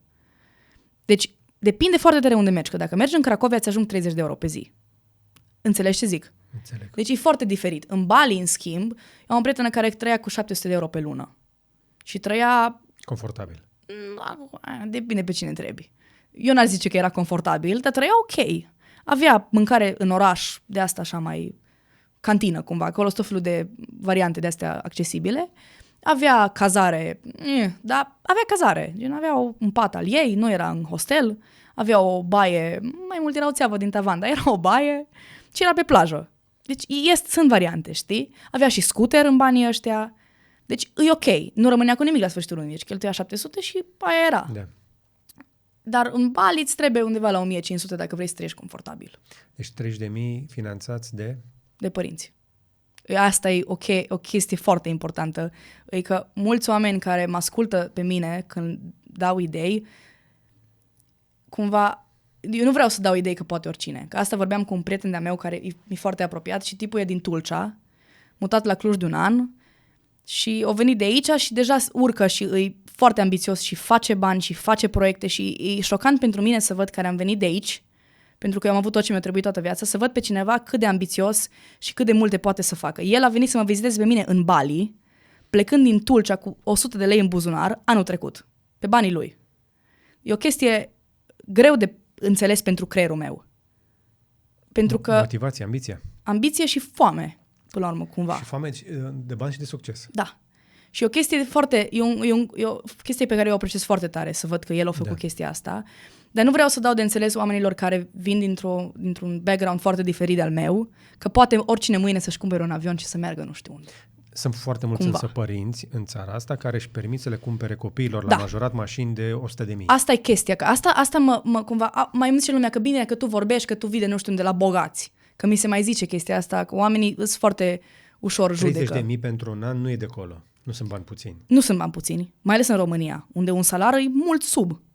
Dar sunt foarte mulți oameni din jurul meu mai ales, care știu ce chestii le-au fost cumpărate de părinți sau ce chestii au făcut, dar n-ar investi, pe de la părinți vine de multe ori problema, n-ar da 2 lei pe o experiență pentru copilul ăla. Deci dacă mulți copii care părinții le-ar cumpăra o mașină de 100.000 la majorat, le-ar spune nu vreau mașina, ci vreau jumate din banii aia să călătoresc, ar zice nu. Sunt convinsă de chestia asta. Pentru că văd în jurul meu, unul și din frică și nu știu care e faza cu chestia asta. Tu ți-ai lăsat fiica să călătorească, ca mine. Ți-ai lăsat-o? Da. Pleacă în tabără azi. A plecat în tabără cu o oră. În timpul interviului nostru a plecat în tabără. Și câți ani are? 11. 11, ok. Deci mai are. Dar nu-i prima dată. Nu, e bine, știu. Deci mai are timp până să dea de... Eu de-aia m-am dus deși să mă duc la hostel, m-am dus să verifici. Să scanez înainte. Da. Foarte bine, e foarte important. Și nu e așa periculos cum crezi. Dar hai să zicem că nu dai 30.000 pentru un an, dar poți să-i dai unui om tânăr într-o etapă de genul ăsta ocazia să meargă o săptămână, 2, să vadă un oraș. Da, hai să-ți mai zic o chestie. Să vadă altceva decât orașul natal. Nu știu dacă ai auzit de World Packers. Nu. E o chestie, e un website unde eu n-am fost nevoită. Cum îi spune? World Packers. Ok. Mai sunt mai multe, nu mai știu exact numele, dar dacă cauți, ăsta ar trebui să ți le dea și pe restul. Workaway mai este unul. Și intri un fel de, cum e ăsta, mergi în America și lucrezi, cum se numește? Work and travel. Așa, work and travel. Cum mergi acolo, ăia te plătesc să dau cazare unii sau ceva de genul, nu știu exact. Trebuie să fii la facultate și eu nu, ca să poți să mergi. Dar ăstea, eu am cunoscut foarte mulți oameni în hosteluri, pentru că ei așa își fac rost de staff. Își găsesc oameni care călătoresc și lucrezi la ei în hostel 3-4 ore pe zi și îi dau cazare și masă. În Elveția, de exemplu. Deci la hostelul la care eu am fost, la care îmi da 65 de euro pe noapte, erau fete, 2 fete din America, care locuiau în hostel tot în patul ăla comun, dar aveau cazarea în hostelul respectiv, care e 65 de euro pe noapte, și mesele, mic dejun și cină. Și la prânz, dacă voiau, făceau ceva. Deci am vorbit cu o tipă, ea cheltuia 250 de euro pe lună. De tot. Da, stătea 3-4 ore și muncea la hostel. Da, făcea curățenie, pat, depinde ce joburi sunt. Îți care te plătesc pentru social media, deci dacă îți place chestia asta, poți. Deci asta e chestia, că lumea nici nu știe. Trebuie și doar nici să-ți nu... cauți ceva de care să faci acolo. Da, lumea nici nu caută variante. Îți convinsă că e mai greu să lucrezi. Eu n-am lucrat, de exemplu. Poate că experiența mea ar fost diferită dacă lucram 3-4 ore pe zi, cât am fost în Europa. Dar se poate. Eu am cunoscut oameni care cheltuiau 200 de euro pe lună. Și multă lume are 200 de euro pe lună. Așa e. Nu toată lumea, dar multă. Deci se poate. Și sunt chestii care... Eu am mai cunoscut o prietenă care locuia în Bali, din Olanda tipa, și lucra la un surf camp, făcea treaba asta de primești guests. Primește să zâmbești, hostesă. Să le explici. Da, hostess cumva. Da, și pe partea de management un pic. Și o și plăteau 1000 de euro pe lună. Sau ceva de genul ăsta. Lucra 8 ore pe zi, 5 zile pe săptămână, dar avea cazare în Bali, masă în Bali, ore de surf în Bali, tot și mai făcea și bani. Adică poți să combini chestia asta. Am cunoscut o fată, o româncă, nu reușea să-și ia viza, stătea 6 luni pe an în San Francisco și și-a lansat un startup, se numea Work Surfers. Între timp, nu știu dacă mai există, că l-am dat, dar ea a fost cumva clar văzătoare. Știa că urma să vină pandemia, probabil, și o să avem nomazi. Pe vremea aia, încă de acum mai mult de 10 ani, se vorbea despre acest tip de om care călătorește și muncește oriunde. Pentru că, într-adevăr, poți să faci călătoria asta dacă te poate finanța cineva, te poți autofinanța și muncind, sau poți să strângi banii și să te duci după aceea. Sunt multe scenarii în care poți să o faci. Din păcate, însă, mulți copii din țara asta n-au văzut nici marea, nici muntele. Da. Asta e, trebuie să începi acasă. Adică eu, înainte să plec, am fost pe Via Transilvanica, am făcut vârfuri din țară, am fost la vamă. Deci, încă o dată, la 16 ani, voi vă pregătea să mergeți 4 zile prin Trascău. Trebuie să vă lase tata undeva și să vă ia după 4 zile în capătul ăla. Și mergeam bine, am avut noroc că și la noi la școală era un program de mers pe munte, unde proful n-avea voie să vină cu tine. Și era test. Noi atunci mergeam la test. Era efectiv, primești diploma la sfârșit, că știi să mergi pe munte. E o chestie faină.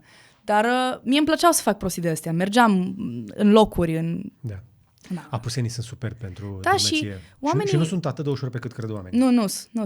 Îți joci, dar sunt foarte stâncoși. Exact. Și sunt sinuoși. Da, dar e foarte frumos și eu cred că e foarte important să începi aproape. Adică nu trebuie să te gândești păi eu, bine dar cum să ajung eu până în Bali? Dar tu te la 2 ore. Începe cu Via Transilvanica. Da, începe cu Via Transilvanica. Cort. N-ai cort, fără o zi la cineva, că multă lume are un cort. Și te oprești la non-stop pe drum. Da, apă, sau mâncare? Nici nu, pentru că ciobanii îți dau de mâncare pe gratis. Le lași niște bănuți și o să fie mai fericiți ca... Îi plătești în povești, că ei n-au cu cine vorbi. Sunt niște oameni incredibili pe cine întâlnești pe Via. Întâlnești oameni, mai ales că eu am fost acum 2 ani când nu era așa populată, încât efectiv nu vorbeau cu oameni o lună. Deci am întâlnit cea cioban și au zis, Doamne, e bine că ați trecut pe aceea, că n-am vorbit cu cineva de vreo 2 luni. Zic, Doamne ferește-mă, dar unde? Cum? Era un pic, țăgănit, dar era atât de fericit. Ne-au dat brânză, ne-au dat ceva. Trebuie să treci peste brânza aia, arăta, dar a fost foarte bună. Închizi ochii, o mănânci, taci din gură, știi? Nu mai stai să... No. și îți faci aprovizionarea ieftină. Adică România e ieftină și România rurală e și mai ieftină. Și România cu cortul rurală e foarte ieftină. Mai ales dacă vii din București sau din Cluj. Deci se poate. Din experiența mea, din toate drumețile de prin țară, puțini români pe cărările din România. Foarte puțini. E șocant să întâlnești mai mulți străini pe cărările tale. Exact. Cum se întâmplă asta? E țara ta, de unde ești tu și ca să înțelegi orice altă țară trebuie să o înțelegi a ta prima dată. Da. Deci nu poți să pleci să cauți ce fac alții dacă tu nu înțelegi de ce noi facem ce facem, cum facem. Vorbeam cu David Neacșu, care a fost în expediție pe majoritate, a făcut toate vârfurile importante de pe planeta asta. A fost peste tot în lume și zice, băi, du-te în Bucegi și nu te vei plictisi. Și pe același drum, dacă te duci, poți să ai 8 experiențe diferite. Deci avem, și zice, din punctul meu de vedere, Carpații cea mai frumos. Și zic, dar zi care e faza? Că sunt mici. Adică sunt munți mai mari. Până și Carpații, noi nu avem cel mai înalt vârf din Carpați. Da? E prin Tatra cel mai mare. Și zice, băi, la noi știi care e șmecheria? Avem păduri. Nu e atât de stâncos, știi? Adică majoritatea drumeților poți să le faci pe un traseu din ăsta împădurit, este mai virgin, nu sunt atât de multe construcții cum este, spre exemplu, prin Occident. Exact. Și ajungi într-un sat unde nu e stațiune turistică. Că asta e chestia. Adică Elveția e superbă, dar e stațiune turistică toată. Nu este loc. Dar nici nu mai au animale sălbatice cum avem noi. Deci nu există. Cea mai mare este capra aia. Da. Deci la noi e special încă și nu o să mai dureze mult. Pentru că... Așa că bucurați-vă și de România. În primul rând, ăsta e primul pas după mine. Eu nu mă satur de interviu, să aș mai face. Da. Dar te mai lasă mai călătorești și mai vii? Mai vin. Ți-a plăcut? Dar vin să zic că mă fac și să facem cafeneaua. Că asta e o parte nouă din viața mea. Dar vin să fac o vizită, că vin la Țifui, că am treabă la Cluj. Super. Eu vin des acolo, că am treabă. Perfect. Sunt și eu investitor, am și eu business. Bun. La Țifui. Da? Da. Dacă aveți nevoie de ventilație, pompă de căldură, vă punem. Bine. Ca să ieșiți mai ieftin. Încă vă trebuie aer n-am găsit sursa. Da. Super. Da, bun. Bine. Irina Cook. Irina Cook pe Instagram. Da. Mulțumesc pentru vizită. Și noi. Dată. A bătut drumul special pentru noi, nu că n-ar fi obișnuite să călătorească. Da. Dar vreau să le mulțumesc celor care ne-au urmărit. Sper că v-ați uitat. A fost un interviu destul de lung. Încă o dată. Cred că ar mai fi mers. Dacă aveți întrebări pentru episodul următor, lăsați-le mai jos la comentarii. Încercați să fiți răbdători și înțelegători, dar sunt convins că ai pielea tăbăcită de pe Instagram dacă vine cineva să spună că îmi place să dau din gură despre chestii care îmi plac, știi? Da. Ce să fac? Dar să știi că o să fie și oameni care să comenteze că pe banii părinților ai făcut astea. E ok. Am mai avut comentarii de genul. Da. Cumva asta este. M-am bucurat de ce am avut. Da. Dar cam atât pentru astăzi, însă înainte de final, încă o dată, trebuie să le mulțumesc celor care ne țin canalul în viață, adică membrii noștri cotizanți. Te încurajăm să devii membru ca să vezi toate aceste interviuri, ca și acesta, în avans, în secțiunea de membri, unde mai avem și alte clipuri special pentru cei care ne susțin. Avem sponsori în descriere, dă-ne un like dacă ți-a plăcut, un share să vadă și prietenii și un subscribe dacă nu ai făcut-o deja, iar până data viitoare să-ți fie numai bine.